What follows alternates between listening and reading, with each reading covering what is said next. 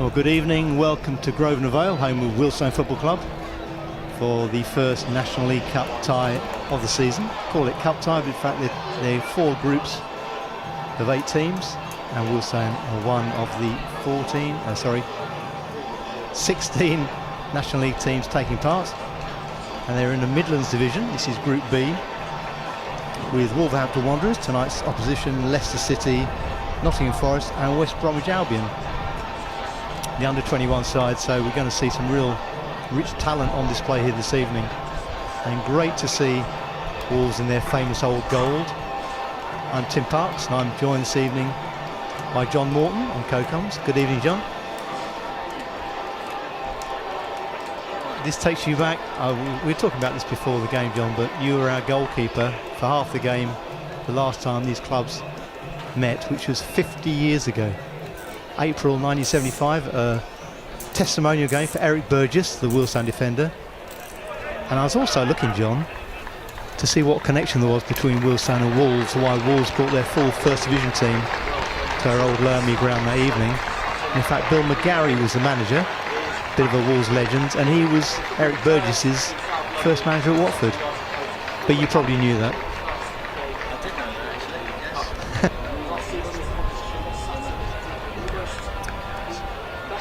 Very stern, wasn't he?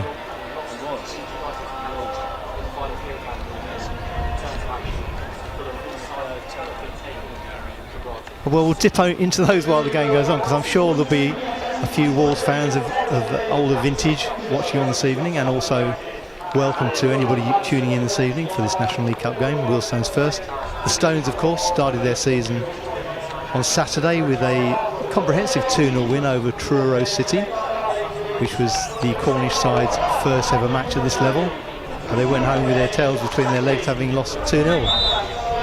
And due to the rules of the competition, Wealdstone had to play 4 players who were involved in that game. So it's very much a rest of the squad 11 for Wealdstone this evening, but some interesting faces out there.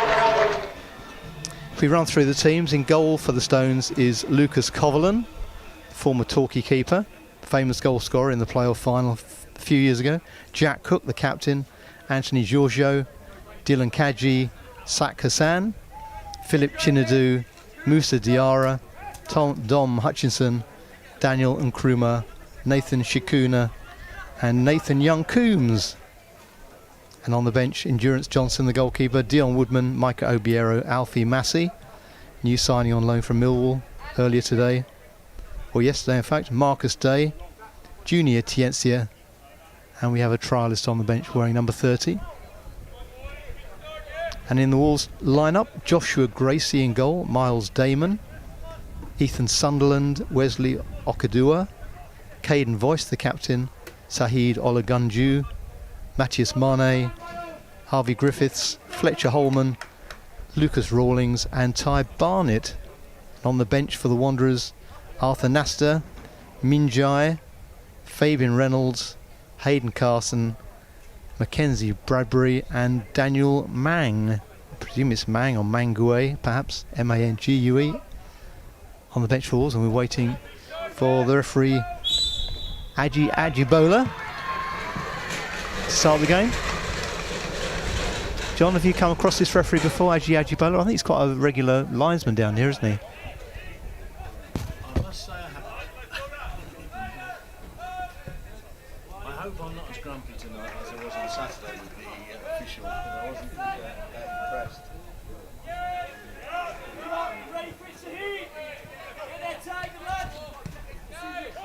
Yeah, they got the rough edge of your tongue, didn't he, the referee on Saturday? Very mix and match performance from the official. But we're all happy in the end with Wealdstone winning by 2-0. And Jack Cook gets the early touch back to his goalkeeper, Lucas Coverland.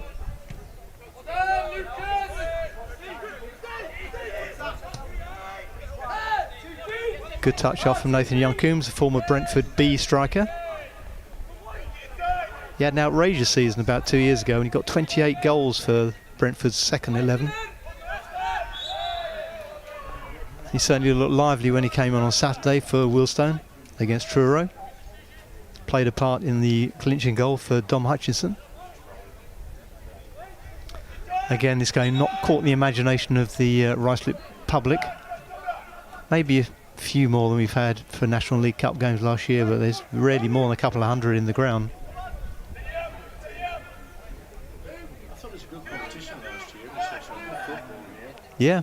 With limited crowds, but Well, probably on a par, if not more exciting than National League games. Less resting on it, obviously. Ball played into the box. Chinadu is underneath it. Well picked up by Nkrumah, sorry, yeah. Yeah, most of these players are making their debuts for the Stones in a competitive game. A lot of them played pre-season. Good ball over the top. Looking for Daniel Nkrumah, and he's in here. Trying to slip it inside. And Nkrumah is come here from Middlesbrough. Ball into the box, well defended by Caden Voice, the skipper.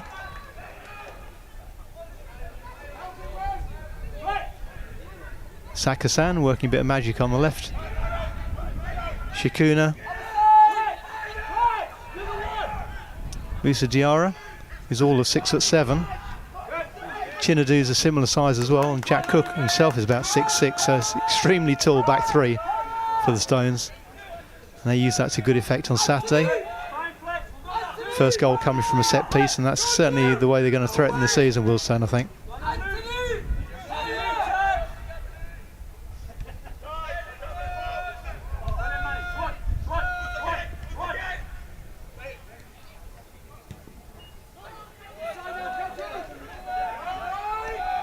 Already, John, loud goalkeeping, isn't it, from Joshua Gracie, although Wolves win the ball further up the pitch.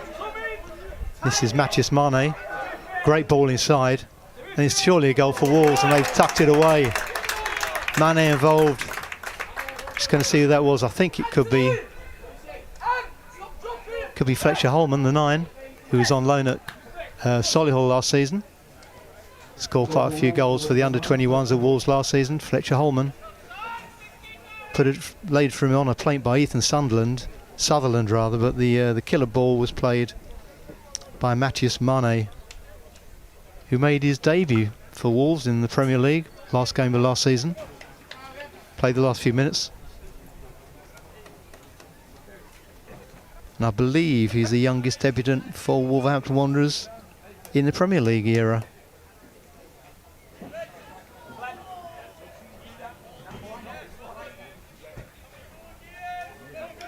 Yeah, he was 17 last April, John. Or in fact, in May when he made his debut, and he certainly played a killer pass there, didn't he?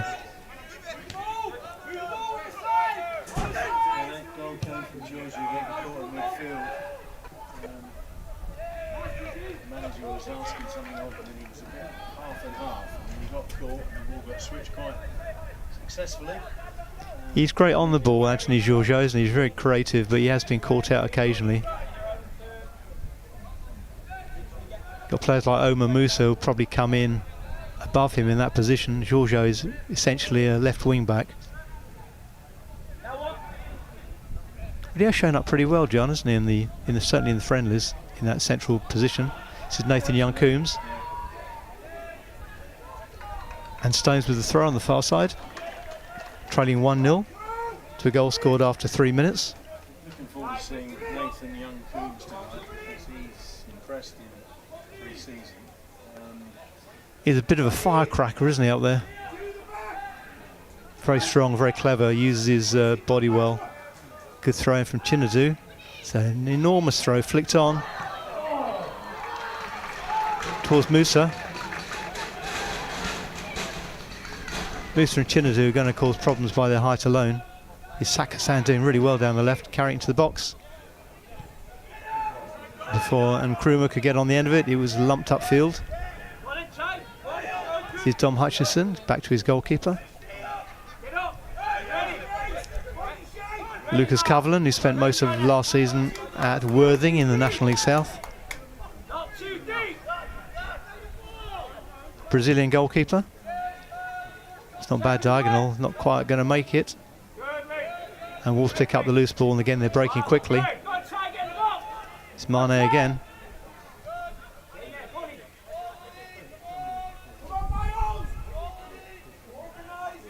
Good work by Lucas Rawlings, but Chinadu dispossesses the Wolves' number 10. And it's Wealdstone who have the free kick for the foul on Nkrumah.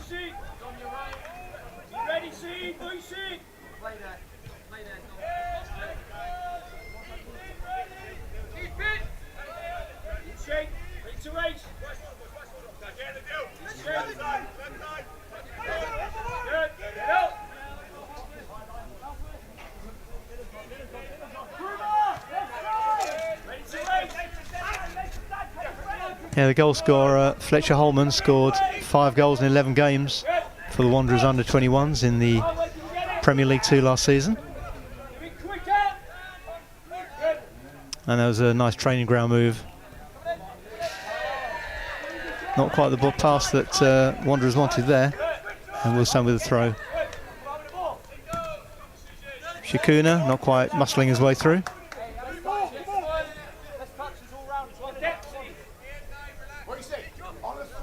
It's quite different, isn't it, John, to a National League game? You lack the intensity with having a crowd in the ground. It probably affects the players as well, doesn't it?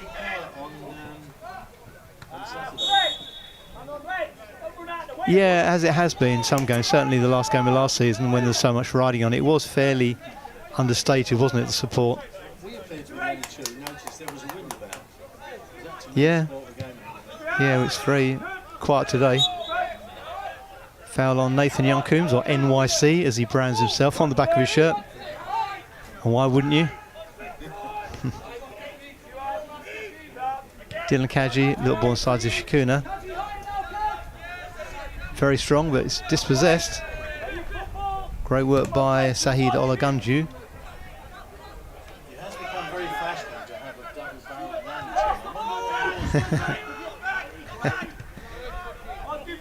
Well, you'd have to have separated parents, don't you, really, for that to be the case? I'm not sure. No. That's often the way, isn't it? Kids take the name of their mother and their father. It's nearly always the case, I think. It's certainly a hellish thing when you're trying to put the teams on the back of the programme, as I do each week, when you can't fit them on one line.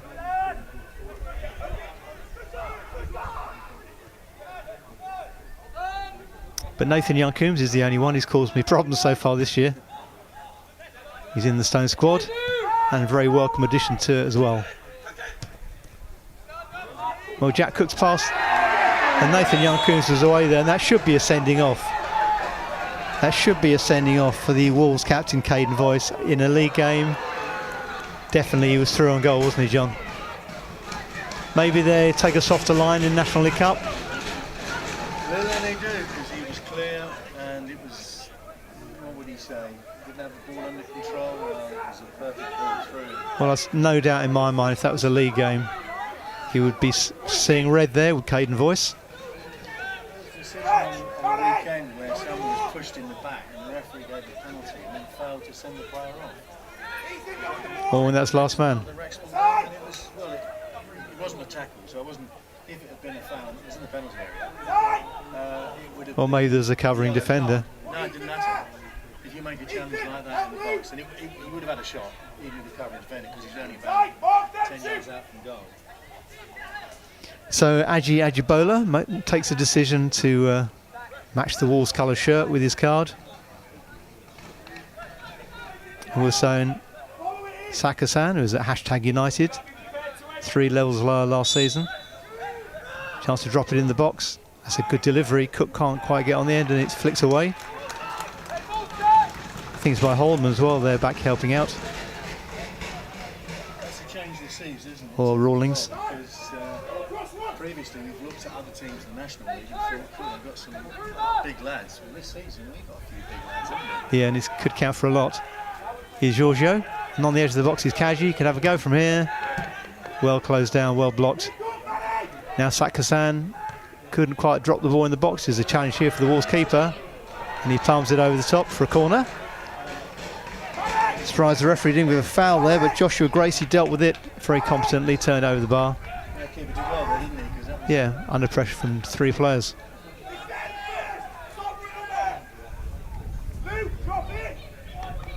So Wealdstone with the corner. 12 minutes played. And it's gone straight in the back of the net, and Sakasan opens his account for Wealdstone with an extraordinary goal. Straight from a corner. Well, the corner given away as the keeper flipped the ball over the bar, and he was certainly at fault. He did so well first of all. But we've seen that through the years, John, haven't we? Goalkeepers been called out by in-swingers, but sure that you're a goalkeeper yourself in the olden days. Were you ever beaten by a corner? Actually, I have to say, to spare your blushes, I don't remember you ever being caught out by a corner, but we've seen a few famously in Wealdstone history. And that was the first one for a few years, I think. Sakasan levels the scoring. he whipped it in very with a lot of pace, didn't he? This one absolutely perfect. Oh, right. Not bad, is it? Are we saying then that it was deliberate? Yeah, let's say it's deliberate.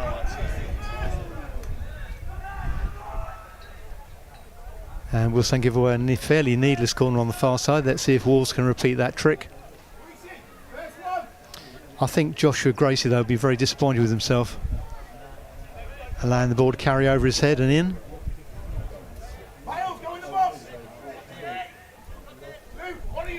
I think you'd gone, John, by the time Wealdstone played Reading in the FA Cup in '77. But we famous... Following season, that was after I'd gone there, yes. And there was a goal straight from a corner in that game. That undid Reading in the end. Good ball in, Coverland happily there. Steve Diath, yeah, who was Reading's goalkeeper in the lower divisions for a dozen years, I would have thought, if not longer. Yeah, Keith Furphy whipped the ball in from the corner, ended up in the far side of the net, and the Elmsley End crowd were off their feet and celebrating. And Wealdstone went to win 2-1 and book a place at QPR in the 3rd round, famously. That was it's a terrible clearance by Coverland. Ball whipped in, and it really should have been 2-1 to Wolves. Harvey Griffiths spooning his shot over the top. Coverland had Sam Cox shaking his head down below us. He's got to be very, very positive there. Yeah. It wasn't just that he looked lackadaisical, he actually underhit it, didn't he, so badly. Chiara back to Kaji. And wide left to Philip Chinadu, the Leighton Orient player who's on loan here.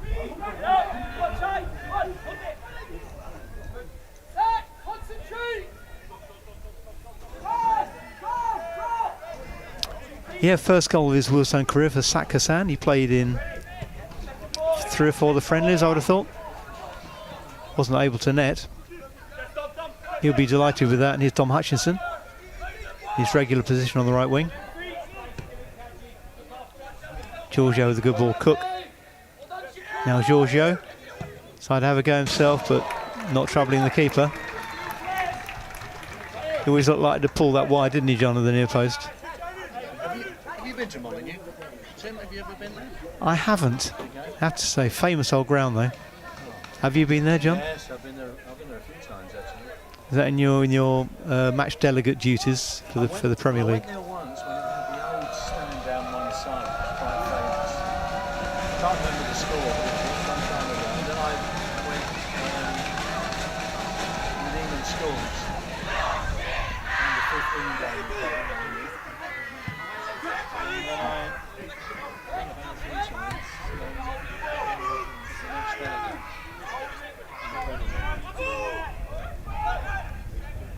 Wealdstone on the break. Shikuna, chance to carry the ball. He's got runners left and right, and Kruma did well there, and so did Giorgio. And here's Sak Hassan. And inside to Kaji. It's a great ball. Hutchinson. Well, that's unfortunate for Wealdstone. Nearly in the area that he scored in against Truro on Saturday to clinch the points.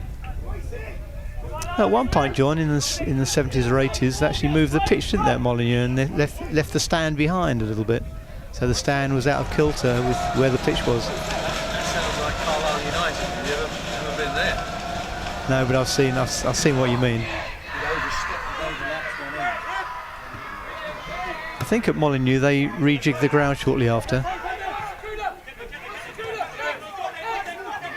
Wealdstone hunting in packs, but very good work by Wolves. Molyneux's still a good stadium. I was fortunate enough to meet the famous Rachel Flynn. Oh, hey ho. Was she connected with the club? Oh, absolutely, yeah. She would have a job there. She was fantastic. Fantastic sort of ambassador. Was she an Olympian? She was the cricketer. Oh, cricketer, sorry. First one to get in at Lords as a woman. Wow. Wow. Did she have to dress up as a man? No. Oh, that is a terrible stadium. Well, in those days, No, she it was almost impossible, wasn't it, to gain entry? She was the England captain for a while. She also, I think she played hockey for England as well. But she was an absolute amazing individual, a real character. Well, down below us, Nathan Young-Coombs. He's having a sit down for the moment. Georgie Turner, the Wealdstone physio, is coming on to treat him. This could be an excuse. Your favourite item of the game, John, the drinks break. But I think they do deserve it this evening. It's roasting out there. It's close to 30 degrees at this time in the evening, and the players are very grateful to have a squirt of something. A little bit of information on the Wolves was going back to the 1950s where they played Hungarian sides which contained pussies.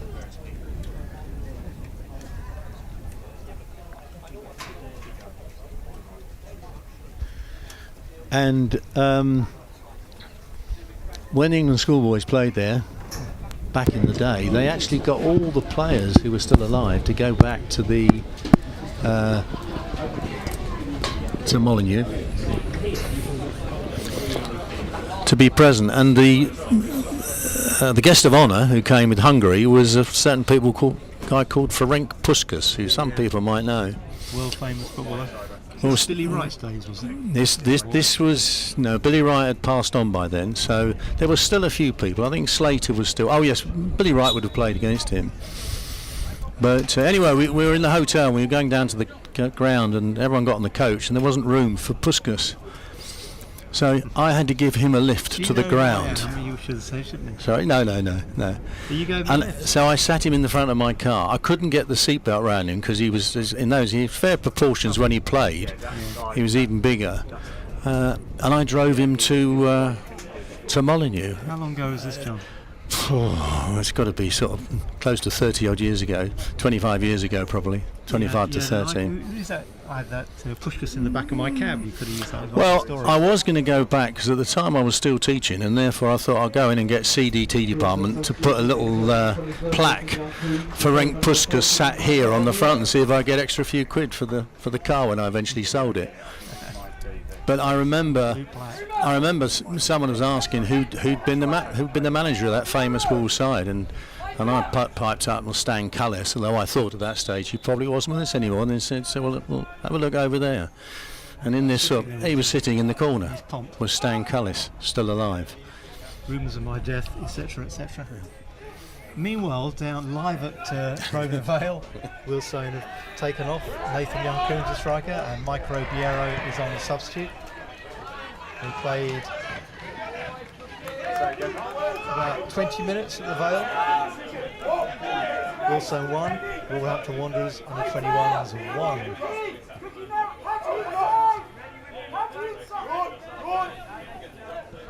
The way you've been rambling on, you might think the game's not been very exciting, but in fact it's a very decent contest at the moment. Wolves obviously very well organised, very good shape. They train full time, obviously. I think I was enthusiasm on the side, but Wealdstone matching them very well, I think. Yeah, I was only rambling, I think, because they're having this drinks break for some reason. That's true. I was a bit harsh. Yeah. And Kruma pressing hard, and he's won it back. There's a chance for Hassan now.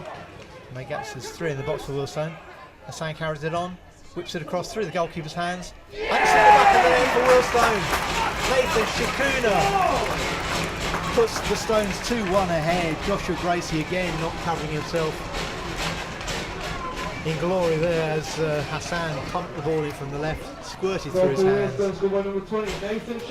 Here's confirmation, Nathan Shikuna scoring his first goal for the Stones. Well, sorry, his second goal for the Stones. He scored in one of the pre-season friendlies against MK Dons, I think it was. Second goal in Wealdstone colours for Nathan Shikuna, signed from Eastleigh, where he was last season.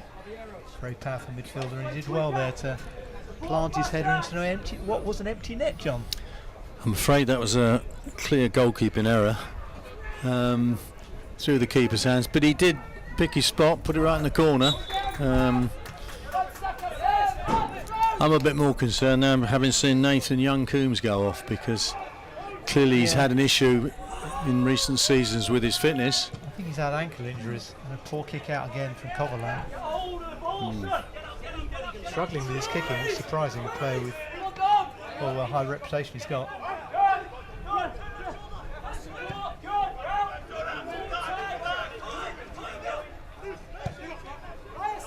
Very tidy from Ty Barnett.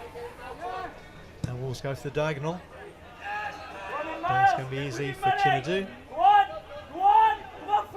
Using his ample frame to protect the ball from Miles Damon.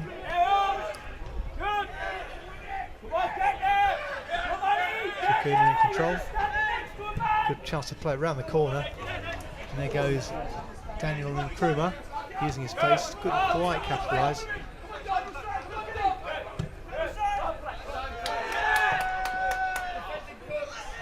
Well, appeals for a foul by Fletcher Holman. But referee Ajibola totally ignores it. Bit of a tussle with Jack Cook. Wealdstone playing quite well between the lines, probably more so than they did on Saturday.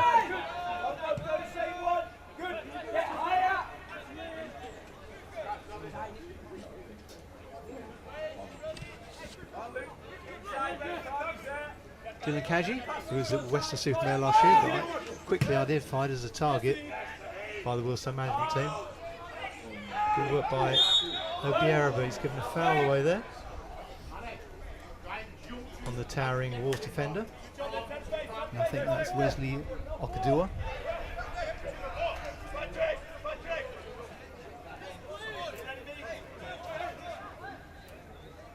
We played 23 minutes at Grosvenor Vale. Wealdstone 2, Wolverhampton Wanderers 1. I like the sound of that.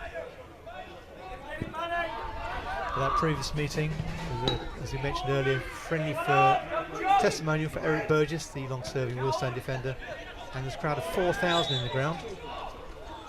Slightly more than this evening.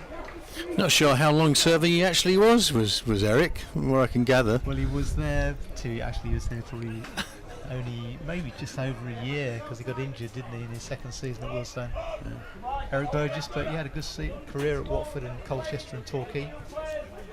And he was married to Lisa Redfern, who was the sister of Anthea Redfern. Again, those of us longer in the tooth, she was married to Bruce Forsyth. And Eric Burgess was the best man at Bruce Forsyth's wedding. There you go. Fun fact. I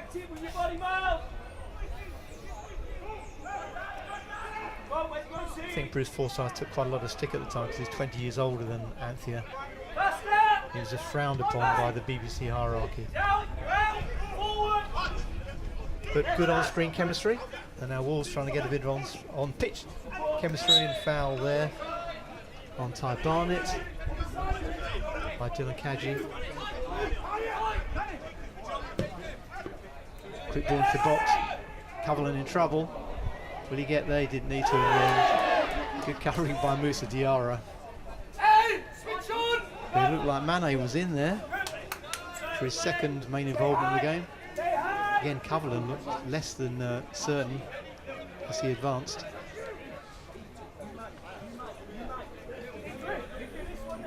Coverland's having an interesting game at the moment, isn't he? Well, maybe he's just unfortunate. He's been caught in no man's land a couple of times, which you can't do as a goalkeeper. His kicking hasn't looked brilliant either.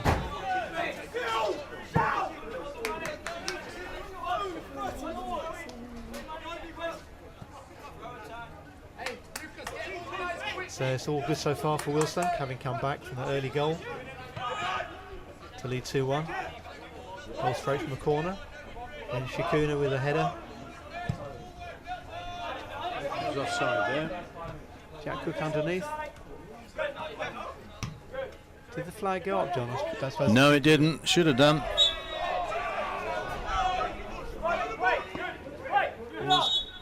Wolves trying to get playing quickly, and a foul is given against Shikuna, rather puzzlingly. Do you think that's a similar offence to the one that Voice got away with a bit earlier? Well, you see, if you're going to caution people in that situation, there's been 2 or 3 situations where Wolves lads have stood on the ball, as all players do, and the referee hasn't cautioned anybody. Shikuna actually tried to step out the way there, didn't he? Yeah, so as not to be pulled up for exactly that. Again, we're having a go at referees, which we don't like to do, but they make it so easy sometimes. And a head injury. And I think that's Kadji. Can't see the Wolves player's shirt. Oh, it's Mane, in fact. Who's probably the star package on show this evening for Wolves, having played in the Premier League last game of last season. In that previous game you mentioned at Lower Mead, 50 years ago, I think I must have been a teenager then. I'm not quite sure. I must have been. You're an up-and-coming 30-year-old. Well, no, I beg your pardon. But they had a Wolves player midfield called Kenny Hibbert who played. He scored twice that night, and I met him later on in my working life, and he's a smashing lad. Tremendous player for Wolves over the seasons he was there, but he's also a cracking golfer. He was a scratch golfer as well. And at one point, when he got to a certain age, Andy Gray was going to sponsor him to go on the seniors tour, but he wasn't very well at the time, so he didn't do that. But he's an absolute. In other areas, he'd have had. He managed to score a goal past you, John. He managed to score. Well, I know you only played the second half, and it was 1-1. And it was 1-1. Yeah. Well, 1-0 at that point. Well, they got another one. They scored. Kenny scored, and then George Duck scored with a header. Oh, right, okay. So it was 1 each, and he likes to remind me of that, Kenny. I mean, it's amazing he remembers it. That's what I thought. Mitchell obviously not set in quite yet. Well, whether he never scored 2 goals in a game before, I'm not sure. They had their first division side out that evening, so they're real. They gave it large, as we say, for Eric Burgess on his testimonial. 4,000 in the crowd. Good ball from Wealdstone. Here's Giorgio Good standing the ball. ball up. Hutchison was at the far post. Again, the goalkeeper not covering himself in glory. A little bit hesitant. Wealdstone maintain their 2-1 lead here at Grosvenor Vale. Hope we can keep Giorgio fit through the season because he's such a good player. He's classy, isn't he? Yeah. On that left side. Yeah, manager Sam Cox was saying it was a tactical move to play him on the right of midfield on Saturday, so he'd be cutting inside and causing Truro problems. I suppose you look at it, paid off to a T because they knew how aggressive Truro were in their press.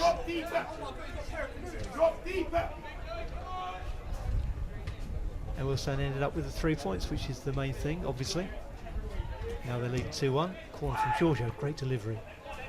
Again, the keeper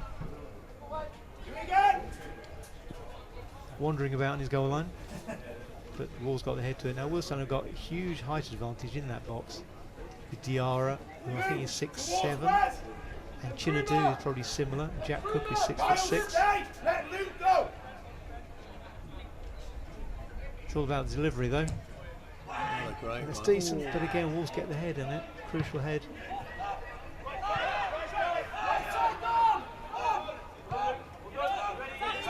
Hutchison out to Kaji and back to goalkeeper Covenant. He's got to put his foot through it. In fact, he plays it instead to. Good ball there by from Hassan. Sorry, it's Hassan earlier, it wasn't Kaji. Hassan moving infield from his left wing position.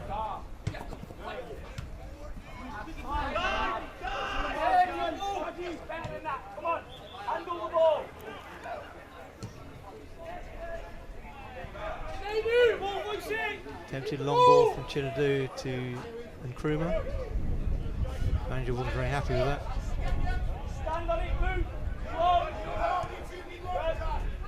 I think Wealdstone's problem last season, they tended not to, they always try to play through the lines, they tended not to try and bypass. So this year they've got players who are happy to play that pass. To actually go a little bit more direct. Great work by Chinadu.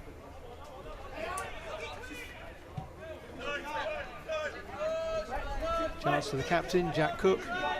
Captain Cook to progress. Nkrumah not quite on the same wavelength as Shikuna. Oh, they got away with that one, did Wolves. Good pressing by Wealdstone. The Wolves got the ability to get out of it.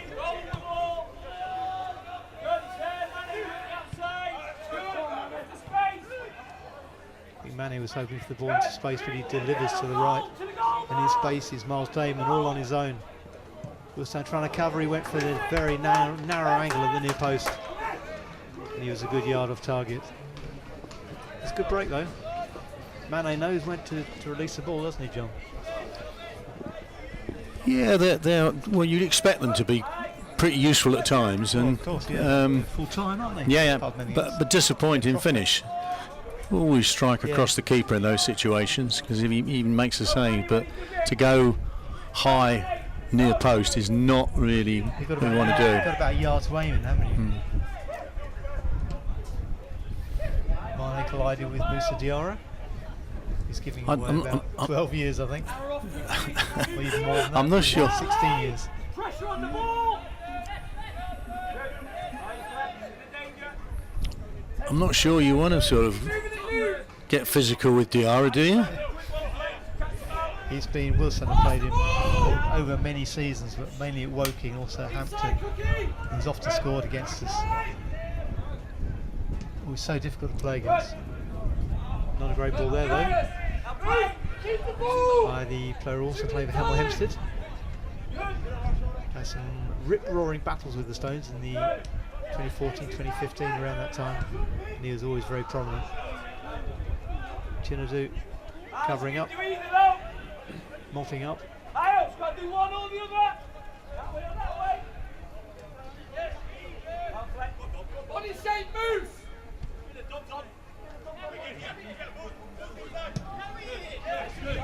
Kaji looking for Hutchison, that's a great ball. From Hutchison, can deliver from here.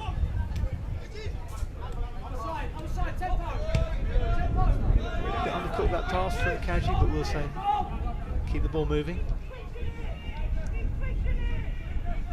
It's Sakasan.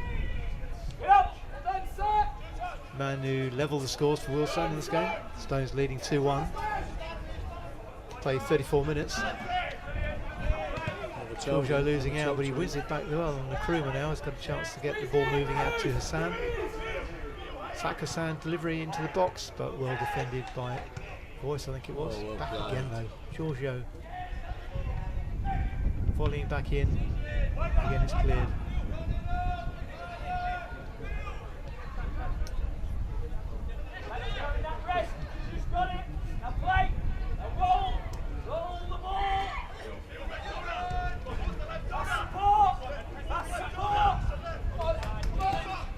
Good covering by Dom Hutchison.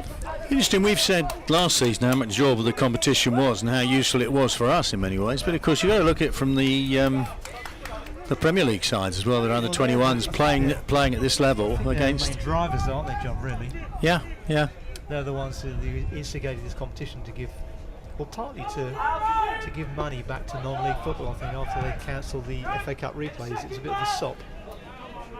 But they also recognised that the Premier League clubs wanted this sort of competition for their young players. If you're playing under 21 teams every week, you're not playing against mature, proper footballers. So it's been, very useful for both sides.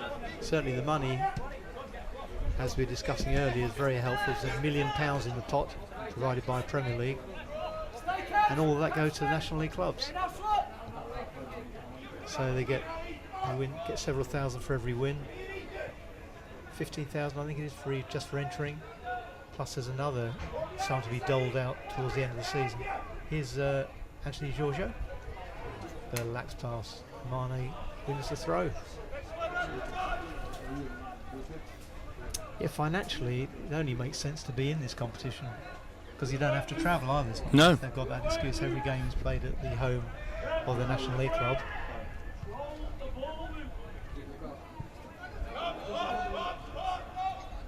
But I'm sure some of the Wolves players in particular will be wondering about how glamorous these games are when they're going to Braintree, for example, on Tuesday night, and when they're the following week playing Real Madrid in the international competition, under 21 competition, at Molineux.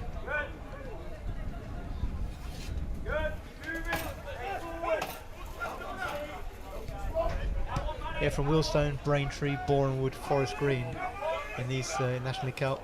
They're playing PSV Eindhoven, Monaco, Real Madrid.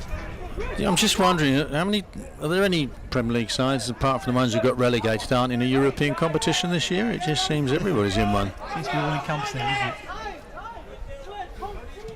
The poor old Crystal Palace were demoted, weren't they, from where they should have been playing? That was a financial reason, mate. Good pass out to the left. We'll pick that up again in a minute. And it's offside anyway. Sorry, John. No, well, I'm going to say I think the issue over that was they were very clear about the regulation, and they basically ignored it until it was too late, with the American guy getting rid of his shares and his 43%. So it's all about the ownership of the clubs that are allowed to play.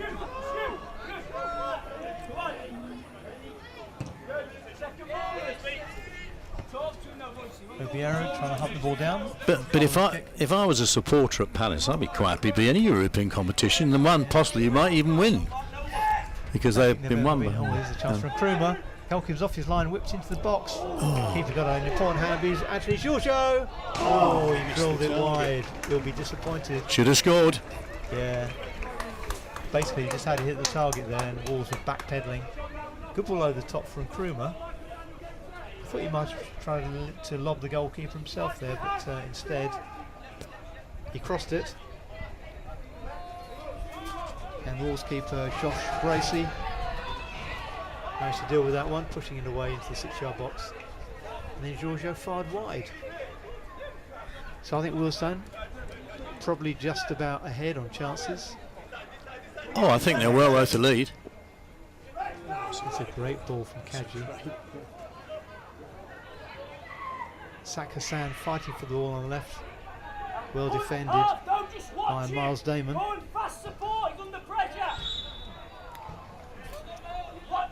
And Giorgio gives away the free kick. We play something like 37, 38 minutes. It's been good. Yeah, it's been entertaining. Kadji had a chance to get a foot in, but instead it's Wolves on the break through Ty Barnett.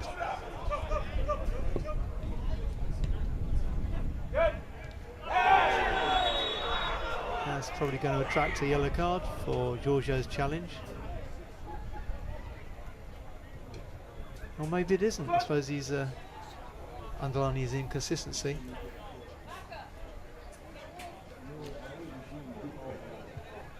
Yeah, Giorgio is, I think, going to see yellow for that challenge. He's just slightly late. You know, one booking in the whole of the game on Saturday, John, against Truro. We've seen 3 already. The one that should arguably been a red card. Yeah.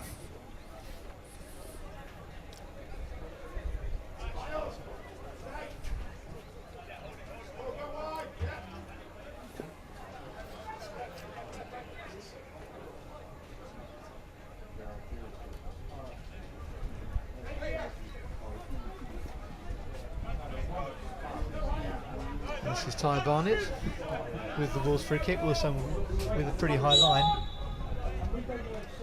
Let's play short instead.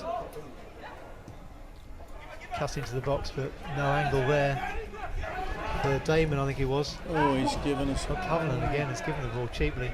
Mane with a decent effort, and Coverland fields it there again, not too convincing.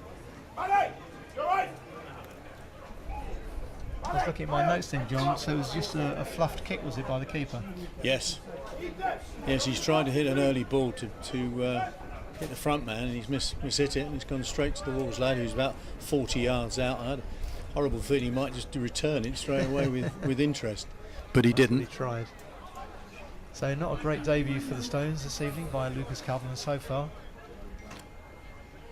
I think some people thought he's certainly going to be competition for Dante Baptiste, the number 1 choice, but Baptiste looks like a world beater at the moment in comparison. Here comes the corner for Wolverhampton Wanderers. Coverland again in no man's land. Good covering and played upfield by Shikuna.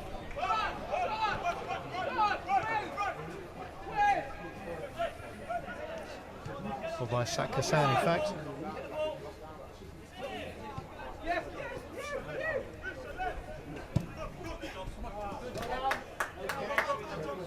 Well, a bit indicative of Wolves' first half performance.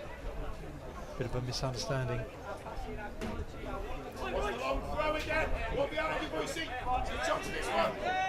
Good throw by Cook, looking for Krumah. And Shikuna doing well. Giorgio out to Sak Hassan, who's been pretty lively down the left. Rewarded with a goal from the corner. Giorgio plays the ball in. Micro Biero couldn't quite smuggle the ball away from the Wolves defender. I think that was Voice again in there, saving his side.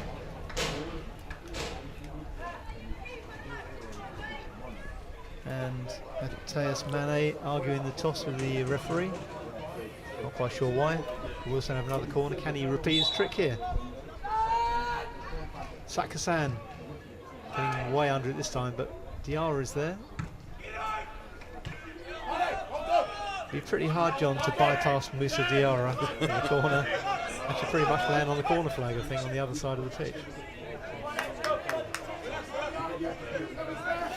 Wasn't as good a delivery, was it? That was the problem that time. Yeah, it was hanging up in the air a bit. Yeah, he got under it far too much. Pushed by Krumah.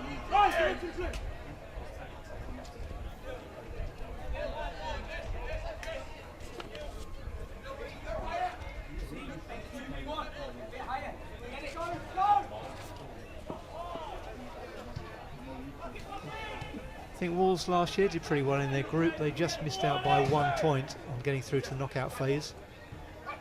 Finished 3rd in their group. But at the moment they're trading 2-1. Here's Krumah. Giorgio, also knitting together well considering these players have not really played together before. Sakasan again wriggling free in a good challenge. Good foot in by Miles Damon for Wolves, the young Wolves side.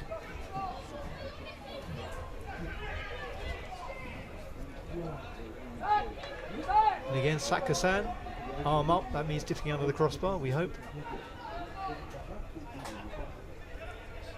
Probably going to hit that area beyond the far post, which he does. Diarra and Cook, who heads it back in. The goalkeeper struggling, but he tipped it over. Did well there. Didn't look totally convincing, but he did well to deal with Jack Cook's header. If we deliver the ball well enough, our height advantage is certainly showing up in there, isn't it, Tim? Exactly. And we've got players who can deliver. Giorgio on one side and Hassan on the other. Max Kretschmar as well, of course, is not featuring tonight, but he's also excellent with a dead ball. Hassan this time plays it short to Giorgio. The official indicated 5 added minutes. So we've got 5 minutes, so we play 45. Shikuna with a great ball into the back post, and Jack Cook all on his own, all on his own. Absolute sitter he's missed there, old Jack. In dismay, he didn't really attack the ball, did he? It's almost like it was too easy. Great ball by Shikuna. And Jack Cook with a great chance to open his account for the season for Wealdstone. But heads disappointingly over the top. I'm pretty sure Josh Gracie in the Wolves goal was expecting that to be more worrying than it was.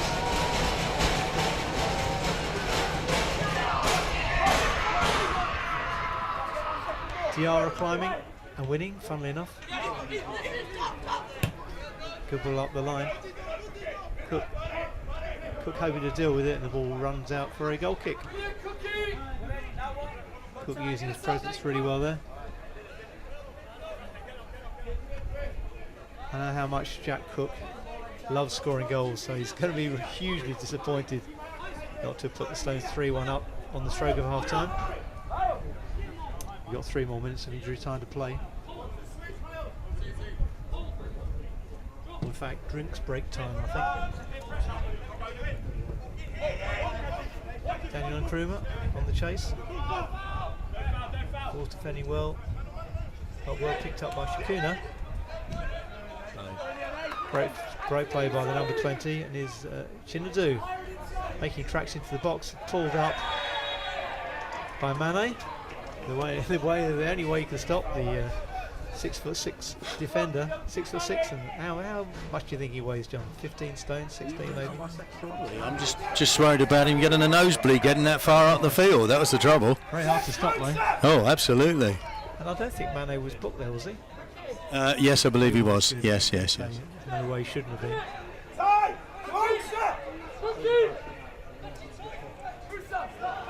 So this is prime territory for Anthony Giorgio. Diarra is on his own at the back. It's actually unmarked.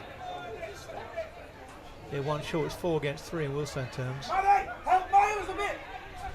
The Wolves coach has spotted this and is ordering his players to cover, but for a moment, if this is hit nice, hard and high, Diarra is going to win comfortably. Stay in front, Malik! Can we be higher? Don't think anybody wants to mark Diarra. And Moussa Diarra. Yeah, it was the Moose.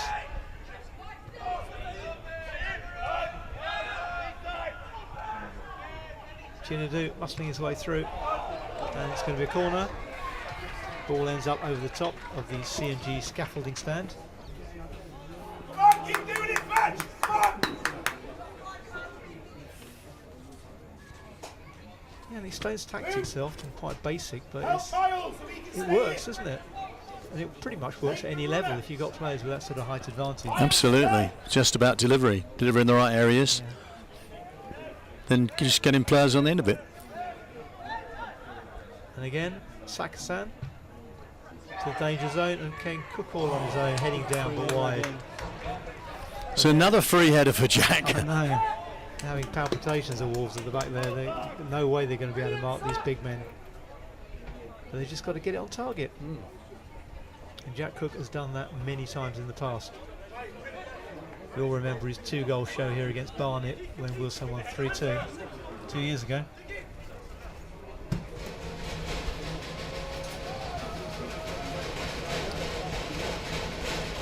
into the final fag end in the first half. Cook again getting up and winning, and then again on the ground. Shikuna getting his body in. Giorgio trying to protect the ball. Played. And then having his pocket picked pretty much. He did well to come out and away with it though. And on the left, it's Ethan Sutherland rather, to the back post. Chinadu couldn't deal with it. Now we've got Miles Damon in control. Lucas Rawlings. Harvey Griffiths, and the ball's whipped in, but not well enough. Disappointing first half for the Wanderers after taking the lead after only 3 or 4 minutes. Wealdstone, I think, are pretty worthy leaders at half time. I don't think 3-1 would have flattered them, quite honestly, Tim, the way they've played, the way they've created chances. Or 2 or 3 free headers as well at the back post. Could Absolutely. a little bit more conviction.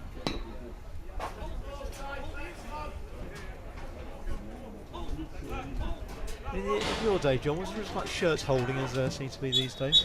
Don't think so, no. Was that because the referees cracked down on it? Just didn't do it. Just didn't do it. It wasn't. Too gentlemanly, weren't they? Those Well, it wasn't the culture. You know, you'd be prepared to kick somebody a lot harder than you can do nowadays, because you normally got a free one first of all, so the first challenge was allowed. Yeah, it just wasn't a thing, was it, in those days, pulling shirts? But No. it has been first off, not as often as the Truro game when Wealdstone were the victims on many occasions, but the big men have paid off again. Wealdstone trailing 1-0 after 3 or 4 minutes, leveling it through a goal straight from the corner by Sak Hassan, and then Nathan Shikuna popped up with a header at the back stick. Again, the goalkeeper not covering himself in glory. And Wealdstone lead 2-1 at the break. And pretty much the right scoreline, John? I think so. Don't think anybody can complain about that, and it's been an enjoyable first half. And I think, as I say, 3-1 wouldn't have flattered them because they've had a couple of free headers which they should have put away. But so we shall see. Come back live for the second half, 15 minutes time, back to Grosvenor Vale. But the half-time score at Wealdstone is Wealdstone in this National League Cup Group B game. Wealdstone 2, Wolverhampton Wanderers under 21s 1.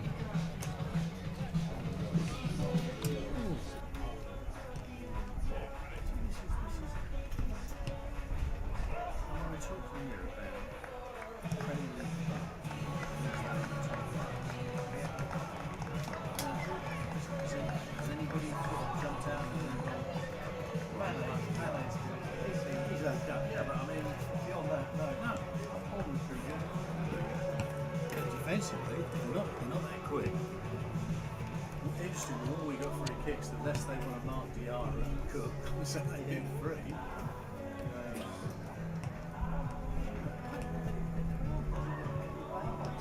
think it's probably the best crowd we've had one of these games. When you think it's, they're often only around 200-300 most. I think it's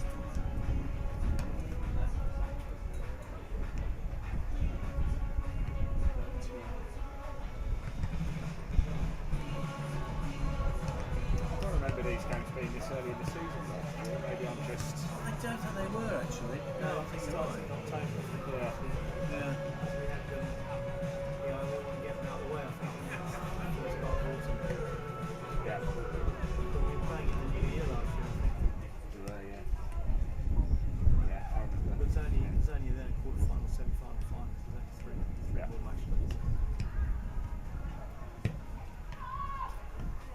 They're starting so early because crowds are lower at this time. Holidays and things like that. Yeah. Then again, the start of the season, for those who are around, the appetite is higher now, isn't it? Probably. Yeah. Missed it. It's going to be interesting to see what happens in terms of the movement towards normally football away from the top end, whereby it's become so expensive now that more and more, if you're a parent or something, you don't take your kids to many of these games because it costs you so much money. If you can, yeah, because you're looking now at an audience which is the Premier League, you're looking for for the tourist trade. They're not interested. I'd ask the lads inside, you know, which has the percentage-wise, which of the Premier League clubs has the lowest number of season tickets. Yeah. And everyone, yes. Any idea? Who do you think? No? Well, percentage-wise. So if you got 40,000, how many seasons? Okay, it'll be someone big then. It'll be someone like Arsenal. Arsenal. Yeah. Arsenal. No. West Ham. Liverpool. Really? Really? Now, yet the PR for Liverpool would never make me think that. One or two people starts. I mean, there's more and more people who are allegedly. Well, that's the media again. The media tell them. Liverpool's got a chip on their shoulder about being Republicans. Yeah. So, you have it. They're all comedians, right? They're all supposed to be comedians. They're all consent. If you go, I always use this thing about what it's like as a city, because I remember we had a final between a load of farmers' boys from Oxfordshire and the under-16 competition. We played one of the sort of religious schools, you know, Roman Catholics. Yeah, mate. I've had a little play, and I just tested it. And their behaviour. This is Mike 1. We played at Wolves actually. We played at 1, 2, 3, 4, 5, 6, 7, 8, 9, 10, 11, 12, 13, 14. It's Mike 1. Oh, hang on. You go to Manchester. Mike 1. 1, 2, 3, 4, 5, 6, 7, 8, 9, 10. You go to Mike Manchester. 2 now, hang on. Virtually every cab driver. So, John, can I... Yeah, sorry. Every 1, 2, cab 3, driver 4, 5, 6, 7, 8, 9, 10. You won't see a Is that all single right? Asian cab driver. What do you think? Well, because it's a pre. We played.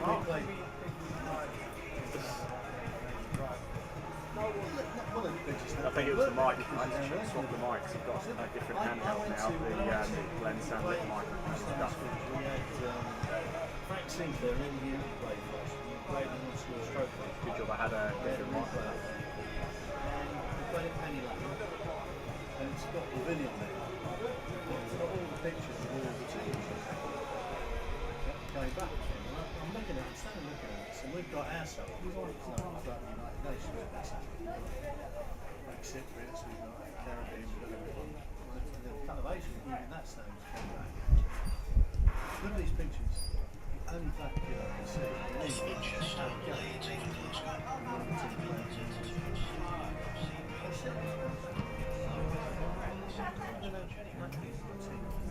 Must be similar to anyway.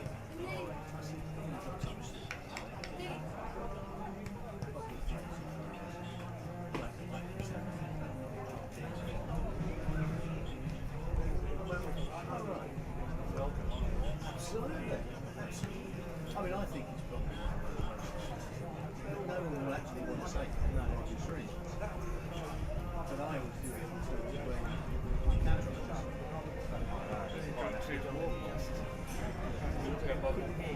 It's jump. Oh, you know, it's a bit cold. Even last night, right? It was rain last night.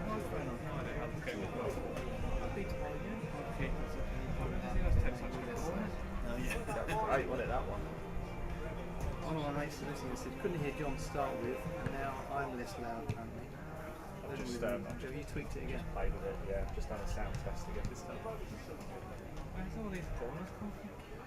Normally, we normally don't beat the first man. Big players.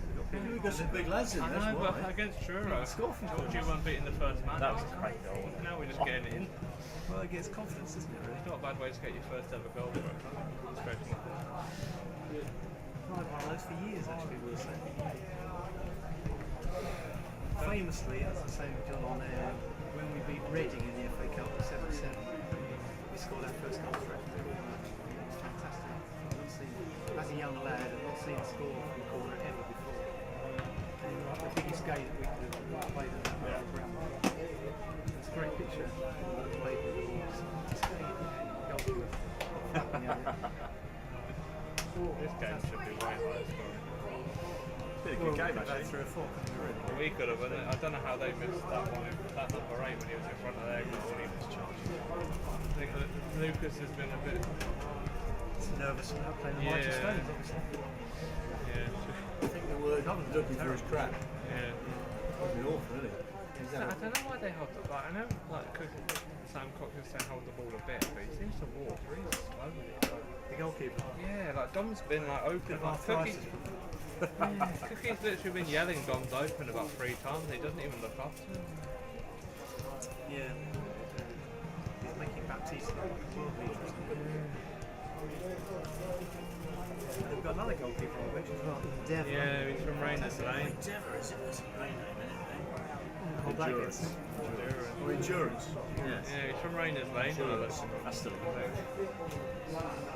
I like the sound of their number 5, Caden voice. That's like a Yeah, game, isn't yeah, it? like a game show, isn't it? It does, yeah. Caden voice. Yeah. You've got to be famous with a name like that. haven't you? I think Georgia and Shikun might come off a half time. The best name is down. I've got friends in Exmouth. I went and saw them play pre-season last year. And they've got a striker called Ace High. Ace. Aye, So no his way. surname is High, and his parents decided to call him Ace. Yeah. Brilliant name. Striker, of course. Should have called him Aces. Can you just Chuck imagine? the S on. Can you imagine the hammerings he's got at school and all the other kids? He does look. I mean, he looks like an Or he got all the girls. Yeah. Well, I think the last which means he's still got a hammering. Not all the other lads. But he looks the part.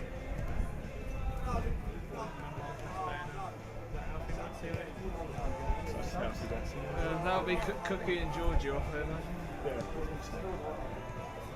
Probably Shakuna since he got the. I think Woodman could be someone who goes on. Yeah. He's young. I like him. I think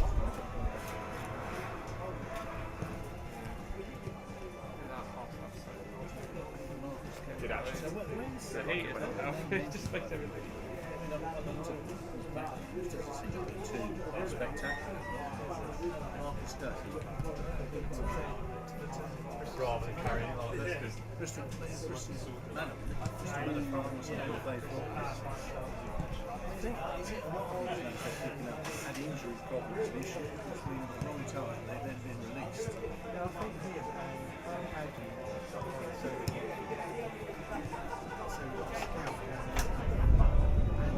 someone's looking at it. He's pretty good.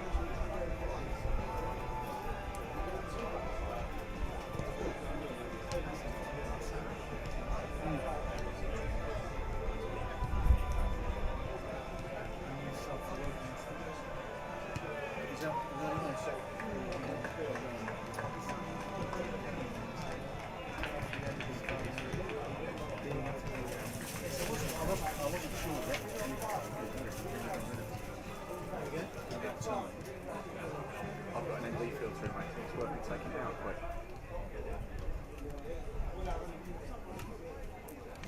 Welcome back to the Vale for the whole of the second half of this National League Cup Group B game. Stone's got their 3 substitutes for Leon. Woodman, Marcus Day, Alfie Massey, who's signed on loan this week.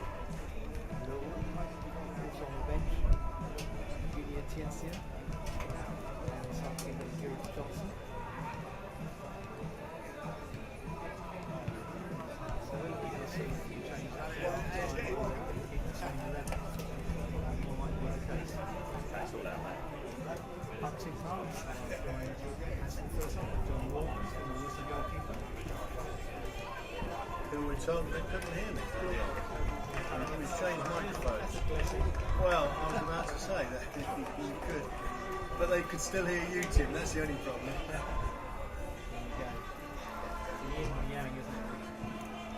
So I'm not sure which of my wonderful stories I've told in the first half, all about the Wolves, people actually heard. No. We don't want to turn the audience out.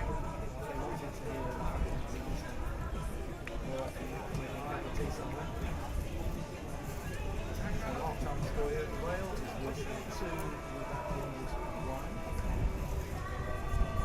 Wolves under 21 team, Premier 2. Top flight, the top level of academy players In English football. Certainly look very bright and lively. But they're going to feel the benefit, as we were talking earlier, they're going to feel the benefit of playing mature players from the National League. It's going to be quite different to playing in their under 21 academy games, even if they're playing in international competition against the likes of Real Madrid, PSV Eindhoven, Monaco, RB Leipzig, who these youngsters are all going to be facing this season in big stadia.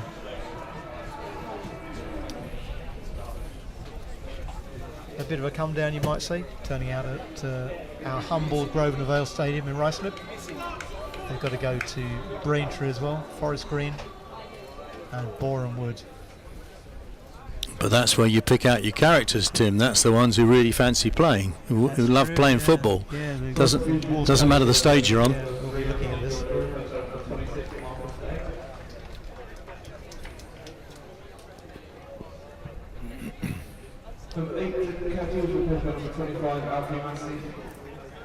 So Massey, Woodman and Marcus Day are all on. And I confess I wasn't really paying a lot of attention to who's gone off.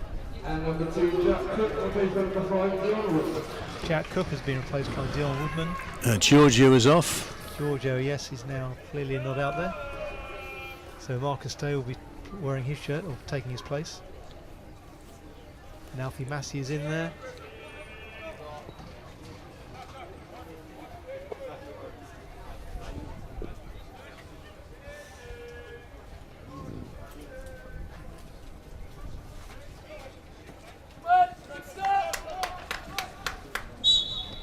And the second half underway at the Vale. Wealdstone 2, Wolves 1. Woodman, first action of the game, winning his header as usual. Marcus Day, good ball wide, recycling very quickly to Sak Hassan. Day trying to get outside him. Chinadu back to Musa Diarra. Nice little chip to Sak Hassan, carrying the ball well. Not quite the pass he wanted though. Manchester Mane doing well. But not the sort of pass that he was pinging around in the first half. He was the pick of their players, I think, in the first 45.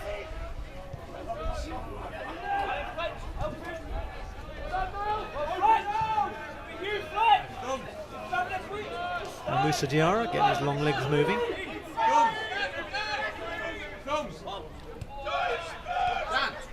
Alfie Massey, the Millwall loanee. Decent pass, nearly found its way to Dom Hutchinson.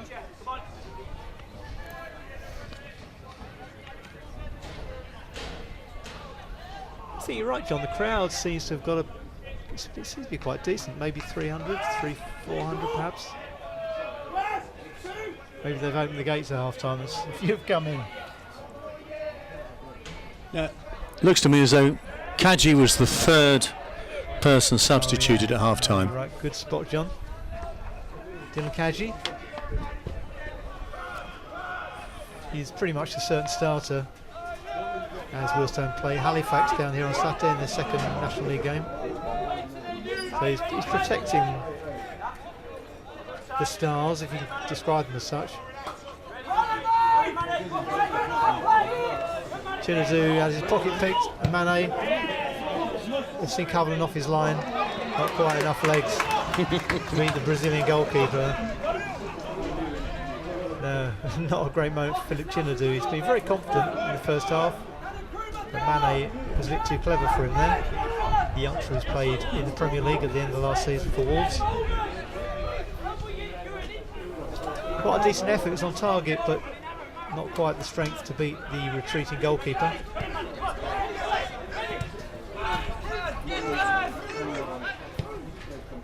Krumer, lovely ball, but just too high for Dom Hutchinson. I think John, that would have just about capped it for Coverland if he'd been caught off his line. In that situation, I think so, yeah. I mean, you couldn't really blame him because he was making the extra man, wasn't he? Not expecting Chinadu to lose it.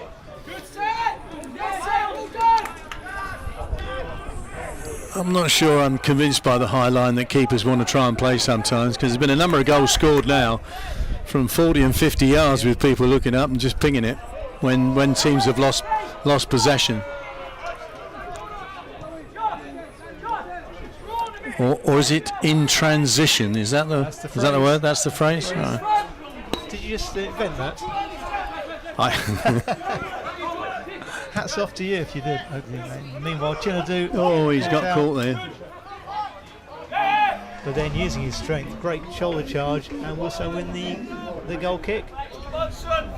So there's a bit of education there for Fletcher Holman.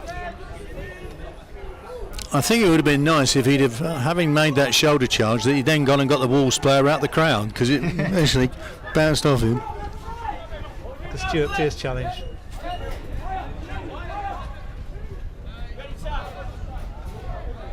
You probably don't get that many shoulder charges in Premier League Academy football.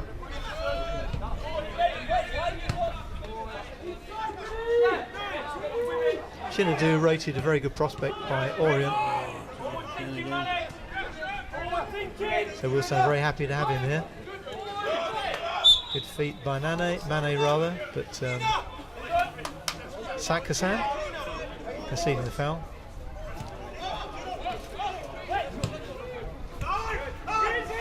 Mane again looking for the opening. He's got runners to his left and right. And it's Harvey Griffiths who spreads the play. Good ball into the box. Coverland looking pretty confident there. That'll help his self-esteem. Good take. Nicely positioned, came and caught it cleanly. And that should make him feel a bit better. Yeah, undoubtedly.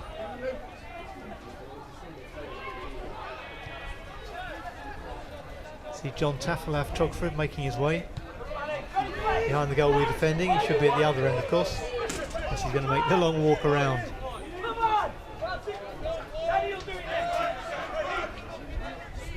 Wealdstone giving the ball away again, and again a bit of a lax pass that exposed Chinadu.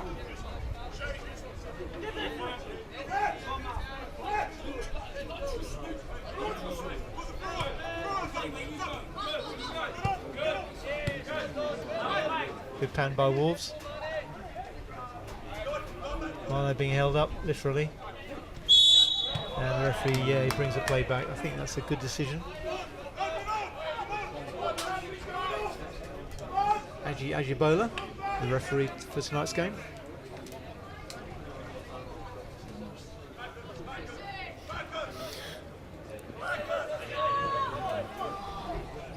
Now Wolves have a free kick in a decent area, but again they're going to have to navigate the Manhattan skyline of the Wealdstone defence.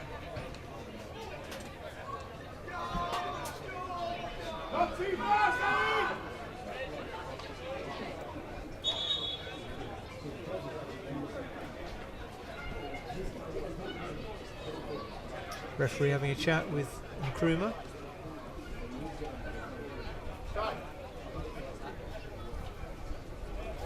As we often say though, John, why warn players about holding? Just give the foul. If it's a foul, give the foul. Absolutely. So the delivery from Ty Barnett, very decent. And he's popped up on the edge of the box, and a bit of a toe poke by Lucas Rawlings, never going to bother Coverland, who just plucked it out of the air. Yeah, a bit of a sticky first half for the new Wealdstone keeper, but he's not as bad as Chick Brody, if you remember here, John. John from many years ago. Brody came with a big reputation, but He was a bag of nerves, wasn't he? I remember that. I mean, I'm talking about 50 years ago now, so not many of our listeners will remember Chick Brodie, but he came with a reputation of being Brentford's goalkeeper for many years. He was, and he was famously, his career in the league was finished by a dog which ran on the pitch and collided with him. Yeah, broke his And yeah, I don't know what it did to him, but he was never the same again. upper leg, didn't it? Yeah, and they caused much hilarities on the big match, wasn't it, on Sunday afternoon, I think. How they chortled about that, but he was actually his career. It did, it finished him, really yeah. Downhill.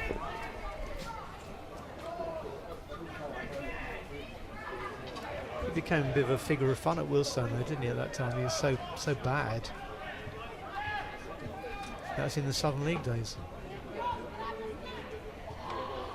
And Wolves concede a throw through Olagunju on the far side.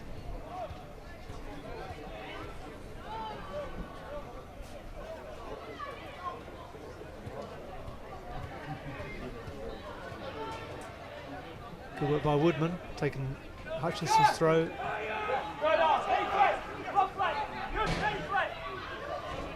Good stuff by Woodman. Right. Can't you? And Wolves hoik the ball out of danger.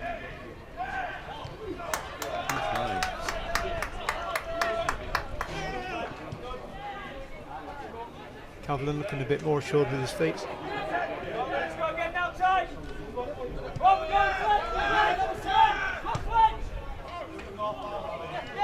Good work by Massey. Looking very tidy. The Millwalloni. Yep, he looks as though he wants to show everybody what he can do. That deep lying position he's playing in. Yeah, looks very competent. Wants the ball.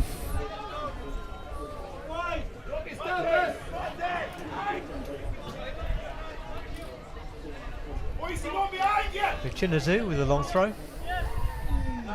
Quite decent. Flicked in by Diarra. And decent effort from range.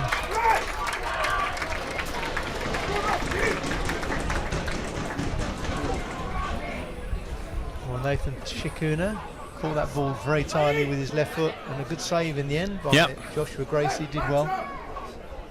Atoned for his dodgy first half, the Wolves keeper. I would think that will make him feel a lot better. I'm sure it From would. that save. It's hard to see where the ball was actually heading, but I think it was going to end up in the bottom corner. Looped in from the left.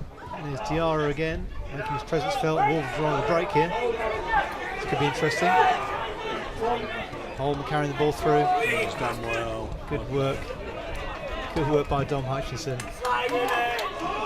And this Wolves coaching staff not at all happy with that. He thought he was a little bit selfish. James Collins, the Wolves coach. Down below us, effing and blinding. The way they didn't utilise that good break. Mane, dispossessed, Wilson with Chinadu. Dion Woodman on the far side, Musa Diarra. Massey wants the ball, and indeed here he goes. Let's see what he can do with this.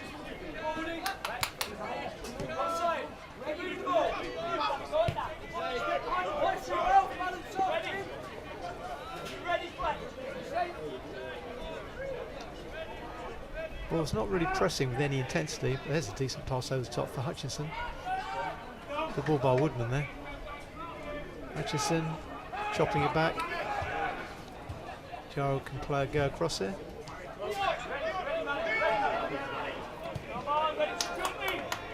Wilson very confident in possession.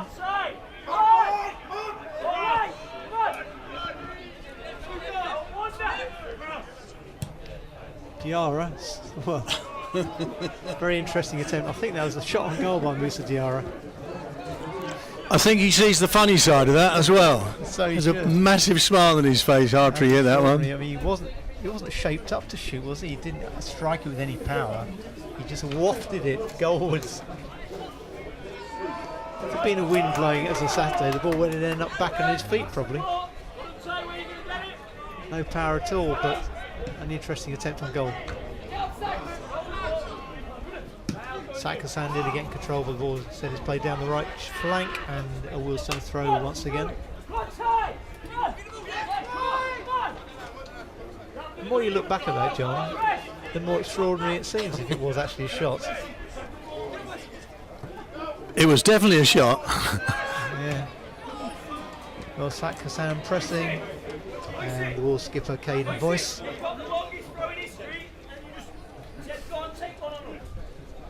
Lumps the ball out to play, and a chance for Philip Chinadu to throw the ball towards Musa Diarra. We'll say not quite the height advantage they had in the first half with Cook coming off. Diarra is literally a head above the two Wolves players who are marking him. Here is Diarra. That's good. Well, had hands on both of his shoulders, I think, there. And a goal kick.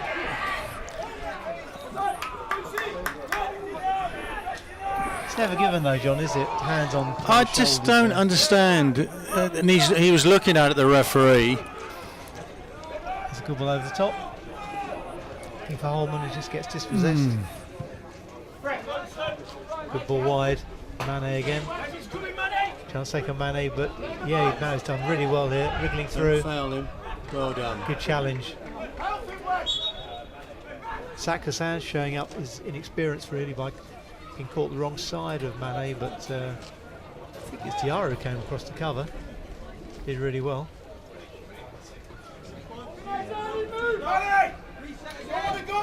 Mane 17 years old, and Musa Diarra, I think he's 36 and 37 now. But huge wealth of experience. Wolves corner. Down below us. From the Brian Collins stand, but woefully overhit. Marcus Day lets the ball dribble out in Dead Fox corner. No prospects of any foxes drowning in this weather, John, I don't think. It's not seen any water for months over there, apart from the sprinkler system. I think you're saying today it's the driest spell we've had since 1976, and we can both remember that. Yeah, exactly. Well, it didn't rain then from between March and October. Yeah, the water stocks are very, very low, aren't they, at the moment? It's quite worrying.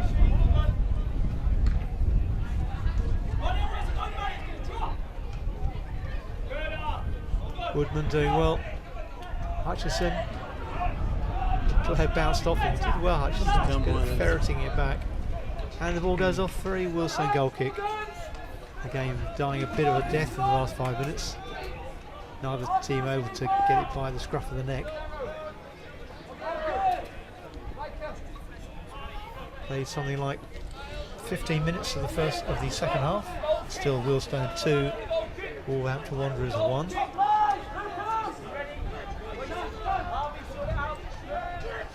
In this National League Group B game.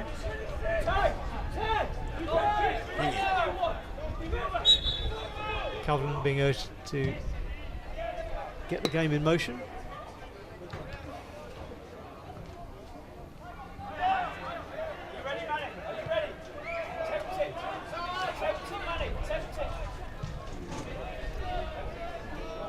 Here's Woodman. Good work, Shakuna, Massey, Chinadu. The ball around the corner. And Massey will say very happily taking possession. Oh, not a good ball by Chinadu. And a foul against Chinadu. Sorry, foul against Shakuna rather.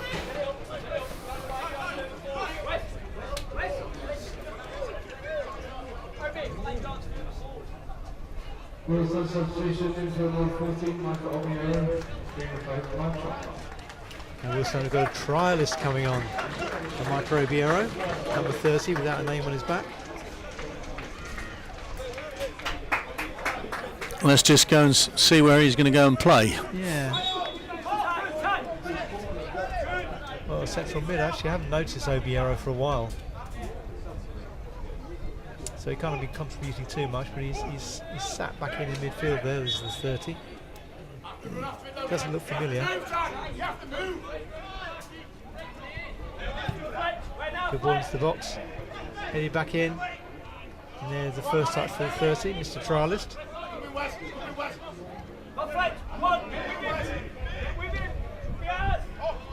Decent pass up there. Kruma couldn't quite get the ball into Marcus Day.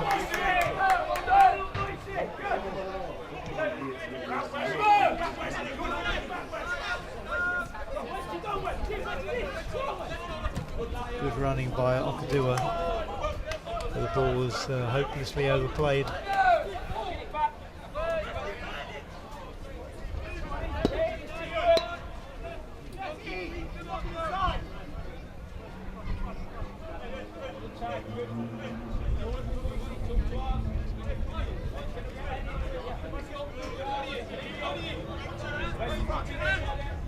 Chinadu with the throw-in. Philip Chinadu, the Orient player, on loan here. And Wealdstone have the throw.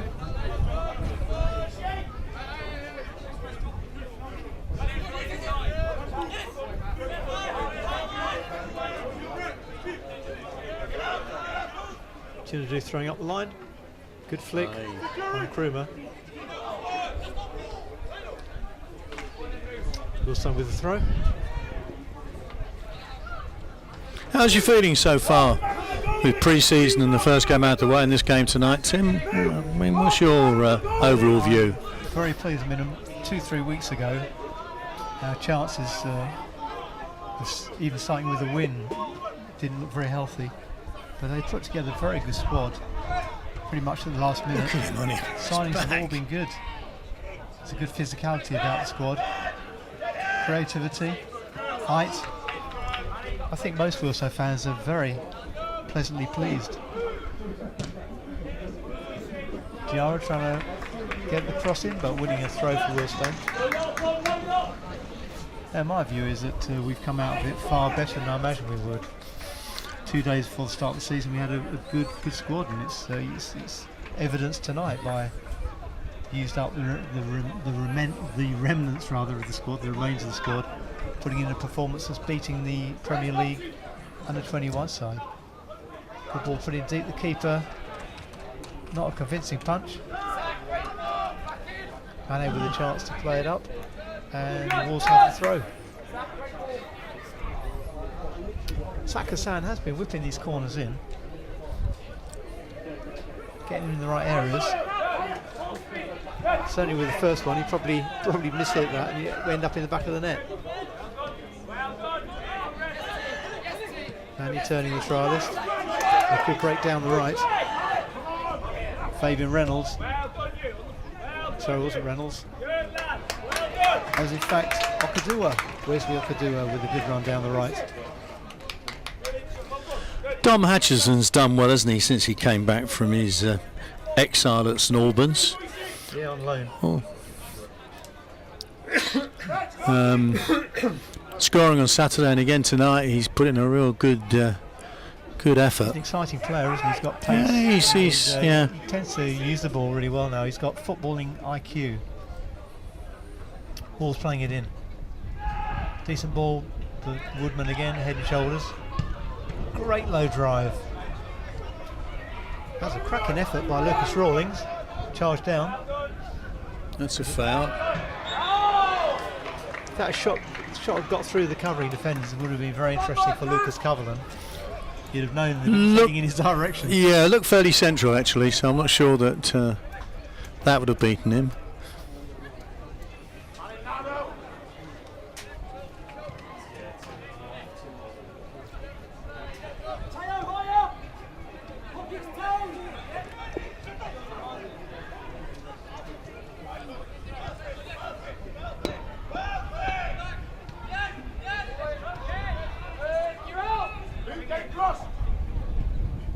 Oh, a bit too strong.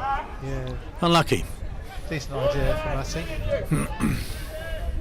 Marcus Day has also done very well since he's come on. Very busy. Yep.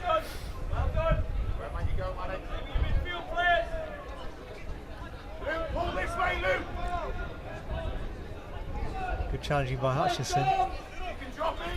He's got the knack of getting his foot in. As demonstrated on Saturday when he created and scored the second goal himself.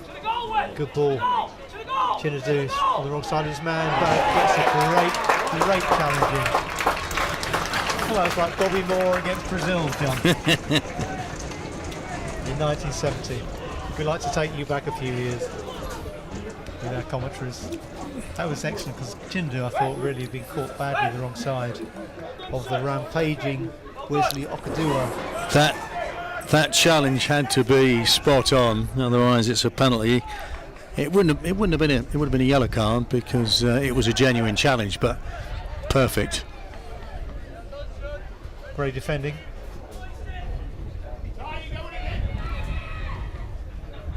It's the Wolves corner.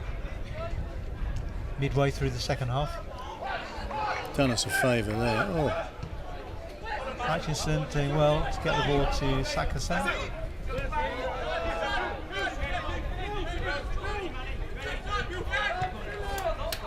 Chinadu, when he's in control, he's got clever feet and he always looks unplayable. He's such a big unit.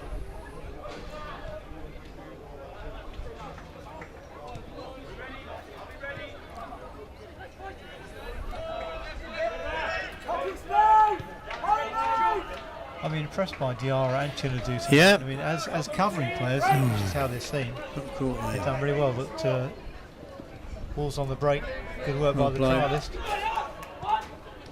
Here he is again. Very tidy. Chinadu to Hassan. Attempted shirt removal by Miles Damon.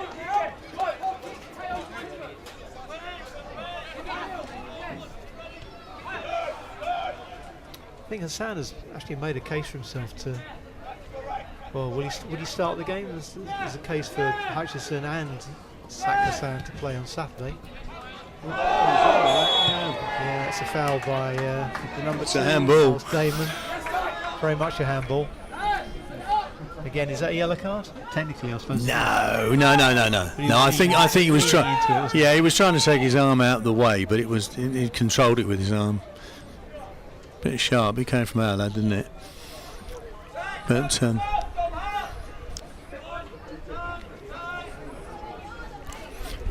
Last season we were talking about how well we'd played and we were losing. On Saturday, I didn't think we played as well as we have been playing, and we actually we won the game. So I think that's a good sign. And tonight there's been a lot of good football. Playing too well. Yeah, always a good sign, isn't it? I'm happy with that. Yeah, the football, as you say, has been good. Played a lot with confidence and maturity, really. Good ball around the corner. Well, the pass from Miles Damon, he was in the clear and his pass just zipped across the face of goal beyond Fletcher Holman, the man who put Wolves ahead after only 3 minutes. Very welcome start for the Wanderers. The Wealdstone have hit back to lead 2-1 as they head towards the half-hour mark in the second half.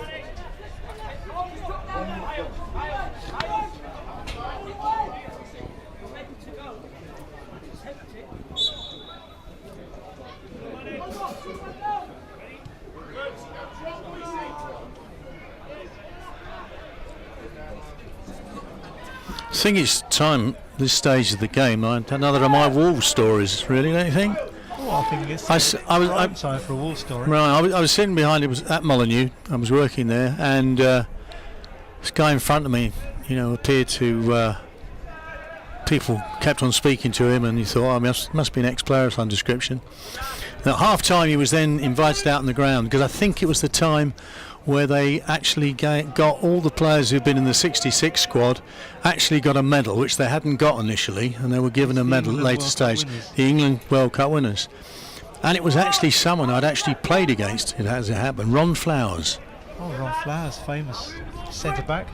Played at the back, etc. And Wolves, yes, of course he was. Oh, yeah, he's one as a legend. It's a Wolves legend. Was he Billy Wright era or a bit later on? A bit later. Well, it's my era, for goodness sake. I didn't play with Billy Wright. It's the 70s, yeah. But So what's the point of your story then about Ron Flowers? Well, it was just the fact that he was there, he was sitting in front of me, and I didn't recognise him particularly. But it was very nice because he went out and was presented with the medal, and I think he then gave it to the Wolves Museum. I could be wrong there, but I think he gave his World Cup medal. He's passed on since then, but down below us we're seeing a plethora of Wolves players coming on. Number 17 and 18, Mackenzie Bradbury and Daniel Mangwe. I think that's how I should pronounce it. Mangwe.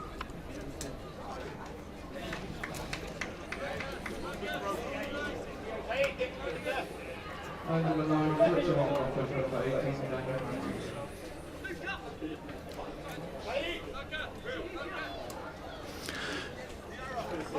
now here's a technical question for you, Tim, at this point, is where do you stand on pulling your socks over your knees? I don't think I would have done that in my playing days. Sellotape round the socks below the knees, I think, but yeah, it seems to be quite fashionable. Dom Hutchinson likes to model it, and Anthony Giorgio for Wealdstone. Maybe they get cold knees at this time of year. Oh, got caught there. Square ball, you see. Break. Not a great finish to that move though by the Wanderers. And where do you stand about allowing your calves to breathe by cutting holes in the back of your socks? Well, I think the kit man would probably come at you with a knife in my if you desecrated the shorts by slicing them apart. But yeah, it's supposed to let the legs breathe, isn't it really? The muscles breathe. It's all a bit of a fad, I think.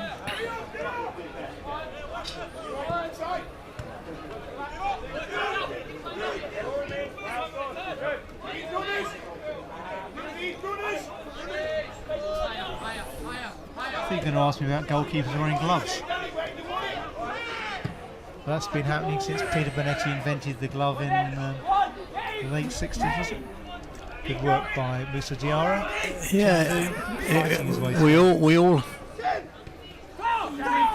Oh, good work by the trialists. he's done well there. Also with the throw, Got a free kick. Free kick. Yes, the old cotton glove which Peter Bonetti had, because you could never work out what to play with back in the day. Did you ever wear gloves? I know your Oh yeah. career was the Oh early yeah. 70s, wasn't it? Yeah, no, I didn't initially. I didn't. There's a good friend of mine, Mark Wallington, who played for Leicester City about 330 odd consecutive games, and he played a programme. No, well, he didn't. It was his time at that stage. He did later on. But there was a picture in the mud at Tottenham with him at one end and Jennings at the other, and neither have got gloves. They're both playing without gloves. I think Jennings would have struggled to find gloves to fit him, wouldn't he? He probably would have done. Yeah, he did. But I can't believe how much they cost now. Can't say I've looked recently. What? Oh, joking! £120 for a pair of goalkeeping gloves. All these things they wear. Yeah, they're probably signed by the goalkeepers, aren't they? Well, I'm not sure. I think it's just a case of it's. It's all in the branding, isn't it? Well, I used to have a pair of Alex Stepney gloves, and they've had like pimples on them. Oh yes. How effective they were. What we did at one stage was get the old gardening gloves, because they were the ones which had pimples on, etc. Like People used. gloves. Not quite. Come on, Tim, get back to the game, please. Stop on this discussions on. Distracting our viewers and listeners. The guy who was complaining he couldn't hear me, he was probably saying, "Oh, for God's sake, shut up now." He's turned you down. Yeah. Tommy Cockles listening in. Mike Rennie, thanks for the comments earlier. Not being able to hear us, as I said earlier, probably a blessing. Here's Wealdstone winning the back with Shakuna, trying to get the ball through to Marcus Day, but Wolves mop up at the back.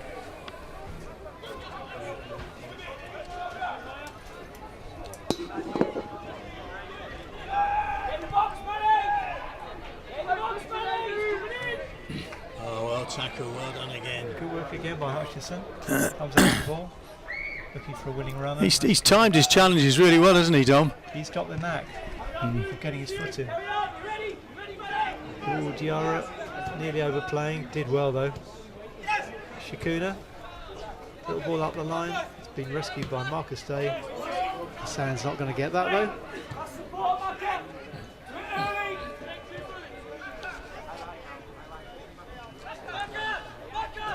What a glorious evening it's been. The sun is finally setting now, or has set over Grosvenor Vale.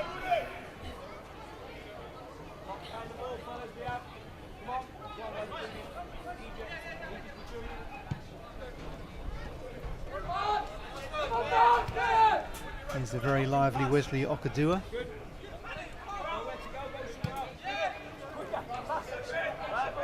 Mane has been playing ever deeper in this game. They could do with him a little bit higher up the pitch, I think.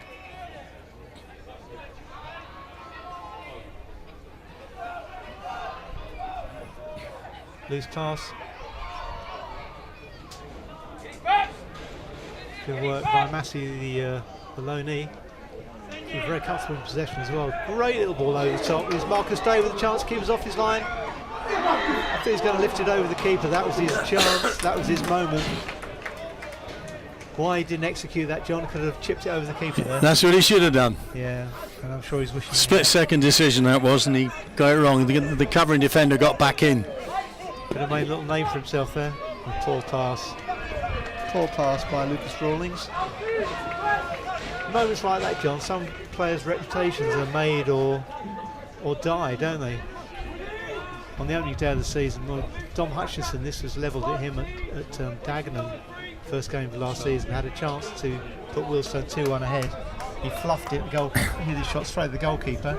Dagenham went up and scored. He played a 1-2, didn't he, if you remember? And he was then the lag just grabbed hold of him for a split second, and that put him off. I personally thought he should have got a penalty, because it was one of those little things that happens that has a major bearing on what happens afterwards. But often referees won't give that.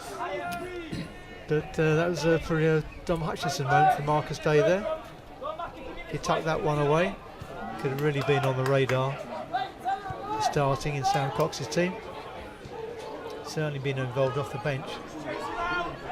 But we're not writing him off. He's had a really good start to his Wealdstone career. And a foul on Sak Hassan. Not a happy few minutes. Yeah, not a happy few minutes for Lucas Rawlings. One thing we haven't mentioned tonight, Tim, is the fitness levels look good, don't they? Well, amongst the Wealdstone side. They've had a forensic look at the way they train, and in the programme on Saturday, in the Max Kretschmar colonies, he's overjoyed with how strenuous the training's been. Some sides, I don't actually enjoy it because it's tough, but after they've been out on the Brunel AstroTurf, they're back in the gym for a session, and it's it's compulsory. You have to do that. So they're working really hard, but also being very aware that you can overtrain players, which is why we had quite a few injuries last season. I don't think our strength and conditioning was really up to scratch last year. I think you've got to be very careful in terms of once you're doing gym work, you're in the gym, etc., and weights and players liking to get their body beautifuls, etc. It doesn't always help, and sometimes you create problems for yourselves. You find it with players who've been injured for long periods and then come back and spend a lot of time in the gym because it's somewhere to go and work out, and they then pick up other injuries when they do eventually get back to play. I think that's offside. Offside. Referee let play to go on. Wealdstone had a really good spell of play then when they kept possession, but Wolves suddenly nicked the ball back. They had a chance on the break. Wealdstone pressing's been very good tonight, though. Yeah. Oh, they've been impressive all round, haven't they, really? Excellent performance.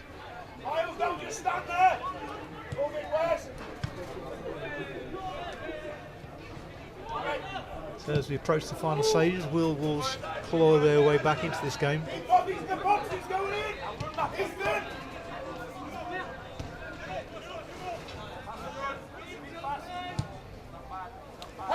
Ball down the line. Good work by Sak Hassan. Perfect challenge. That's happened quite a few occasions for Wealdstone. They saved the day with some good tackling. Oh, good touch. The ball wakes up. Off for a throw from Chinadu. It's surely a foul throw. It's the softest throw I've ever seen, I think. Referee ignoring it from Wesley Okadua. Come back!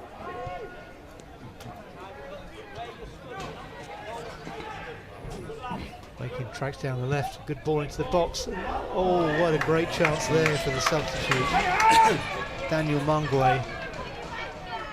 Perfect cross, and really could have thrown himself at the ball and nodded it in. That was easily Wolves' best chance in the last half an hour.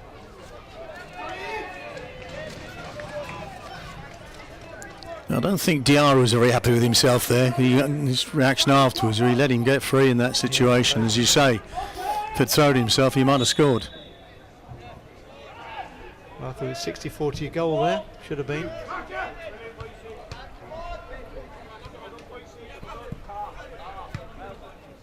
Wolves are coming to the game a bit. They're showing a little bit more intensity, a bit more desire these last 10 minutes. At the moment, it's fair to say, I think they look the team more likely to score. Yeah, I think their substitutions have made a difference. They looked a little bit leggy. They looked as though they were struggling, and now they've picked it up again.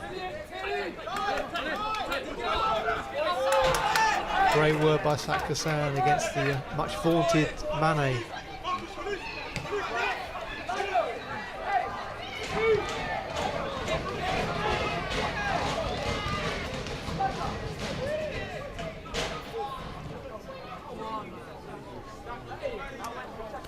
James Collins down below us wants to see more from his team. Wants to really up the intensity in these last few minutes. Great challenge by Hutchinson. He's had a cracking second half, Dom, hasn't he? His challenges, he's won the ball so many times. Certainly been more on the defensive though this half. It's a bit more of a ball carrier in the first half. This time he's just been winning what he can.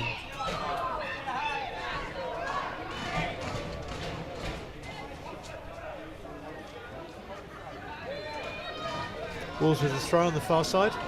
Can't see who the thrower is, unfortunately, but he's got a decent delivery on him. Woodman again using his height with a really good header down. Good work by Massey, the loanee from Millwall. Well played. Carrying the ball well and winning the throw. Excellent. I think Sam Cox will be delighted by this performance.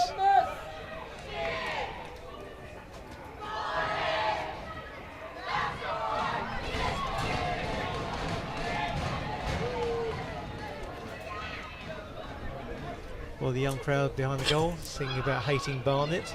I think they've the Wolves' goal shirts obviously confusing them.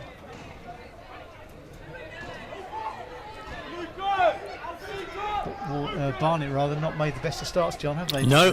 Their season back in the EFL2. 2 played, 2 lost, not scored, are they? No, catastrophe of the first game as well. 2 goals given away.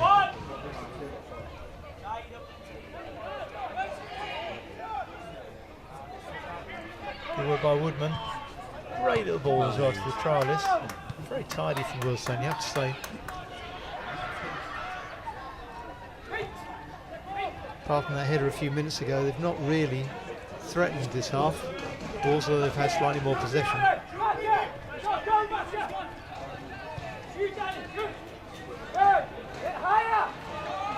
Well, not a great pass by Coverland, but I think Woodman was on his heels a bit. Wolves have got the throw on the far side. Chance to apply a bit of late pressure. Dragged over by Hutchinson.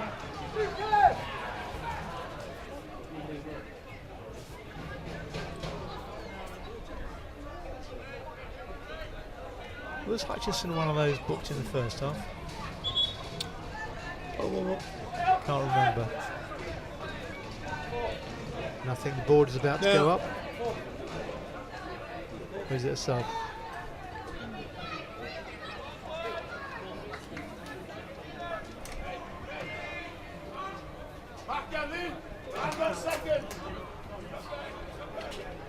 Hutchinson is being lectured by the referee.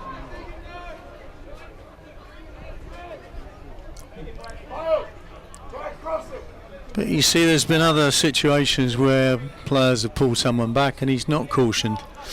Yeah. Whether he's saying, oh, it's in an attacking position, therefore that's why I've cautioned him there.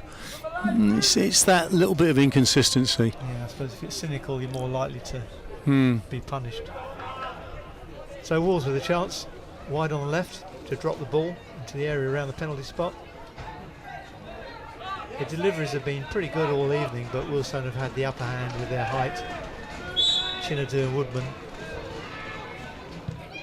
Ball's overplayed there, really overplayed. That's not the quality you expect from the Premier League 2 team. Down below, so we're going to see the last Wolves sub coming on.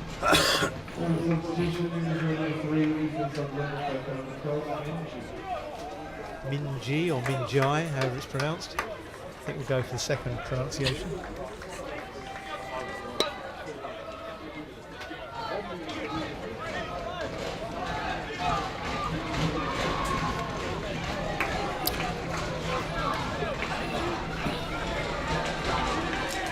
And it's the number 3, Ethan Sutherland, who is replaced for the last few minutes.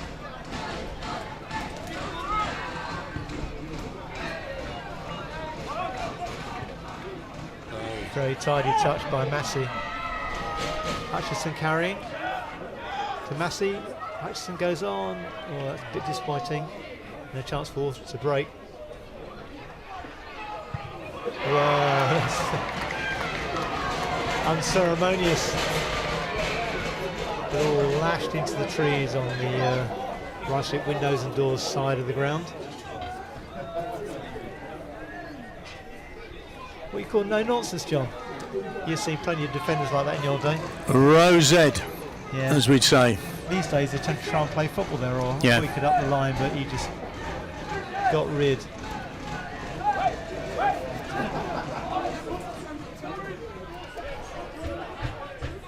Sort of incident where the ball went famously through a bathroom window when we played at Edgware in one of some of the houses behind the ground. So we wonder if anybody was actually in residence, it would have been a bit of a rude awakening. If you think about The old White Lion grounds, as I recall, Edgware. the small vented window in the bathroom, not much bigger than a football, so it's quite a triumph by the defender to land it on such a small space.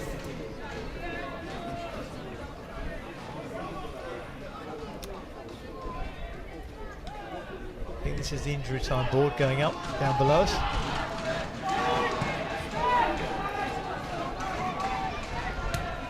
Chinadu again using his strength really well. Sakasan tries to run it towards the corner flag.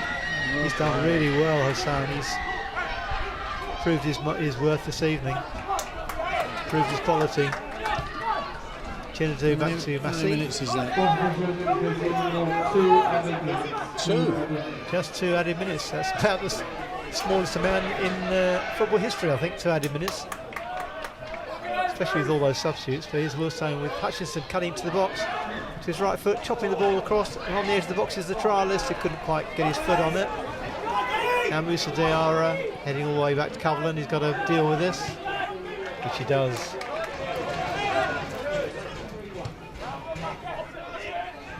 Chinadu, lovely swerve by Massey.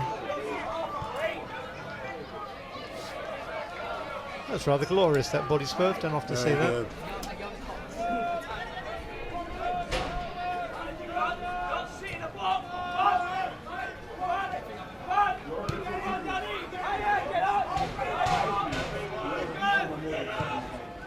So probably about a minute left now.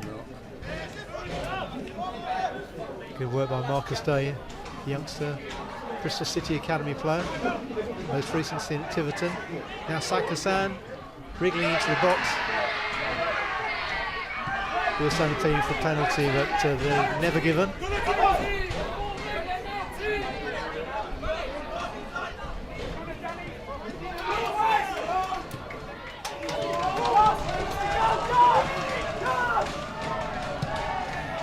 Long diagonal from Josh Gracie.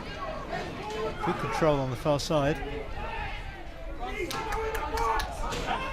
by Minjai, and he's fouled.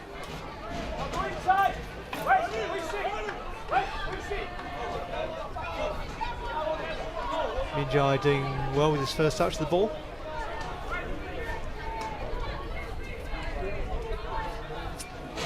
It's a bit of do or die, and Gracie, the keeper, has come up for this.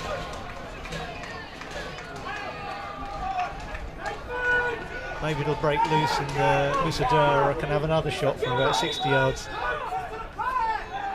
Here we go, do or die for Wolves to try and rescue a point from this game.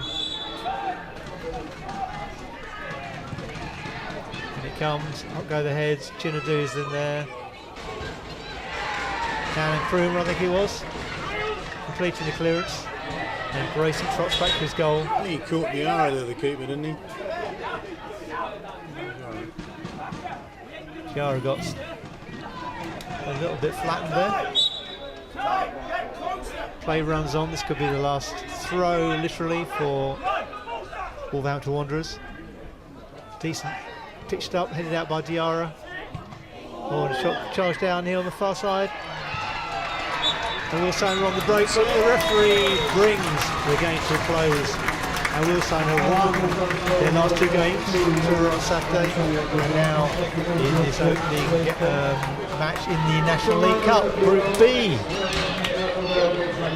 Wealdstone rotating their squad, using all the players not used in the National League Cup game. Wanderers had their prize youngsters on show, but after they took the lead after just 3 minutes from Fletcher Holman, who was on loan at Solihull Moors last season, Wealdstone roared back with an unexpected leveller in the first half when Sak Hassan's corner went straight in, and then the goalkeeper Josh Gracie failed to deal with the cross from Hassan again, and Nathan Shikuna was there to head what turned out to be the winning goal.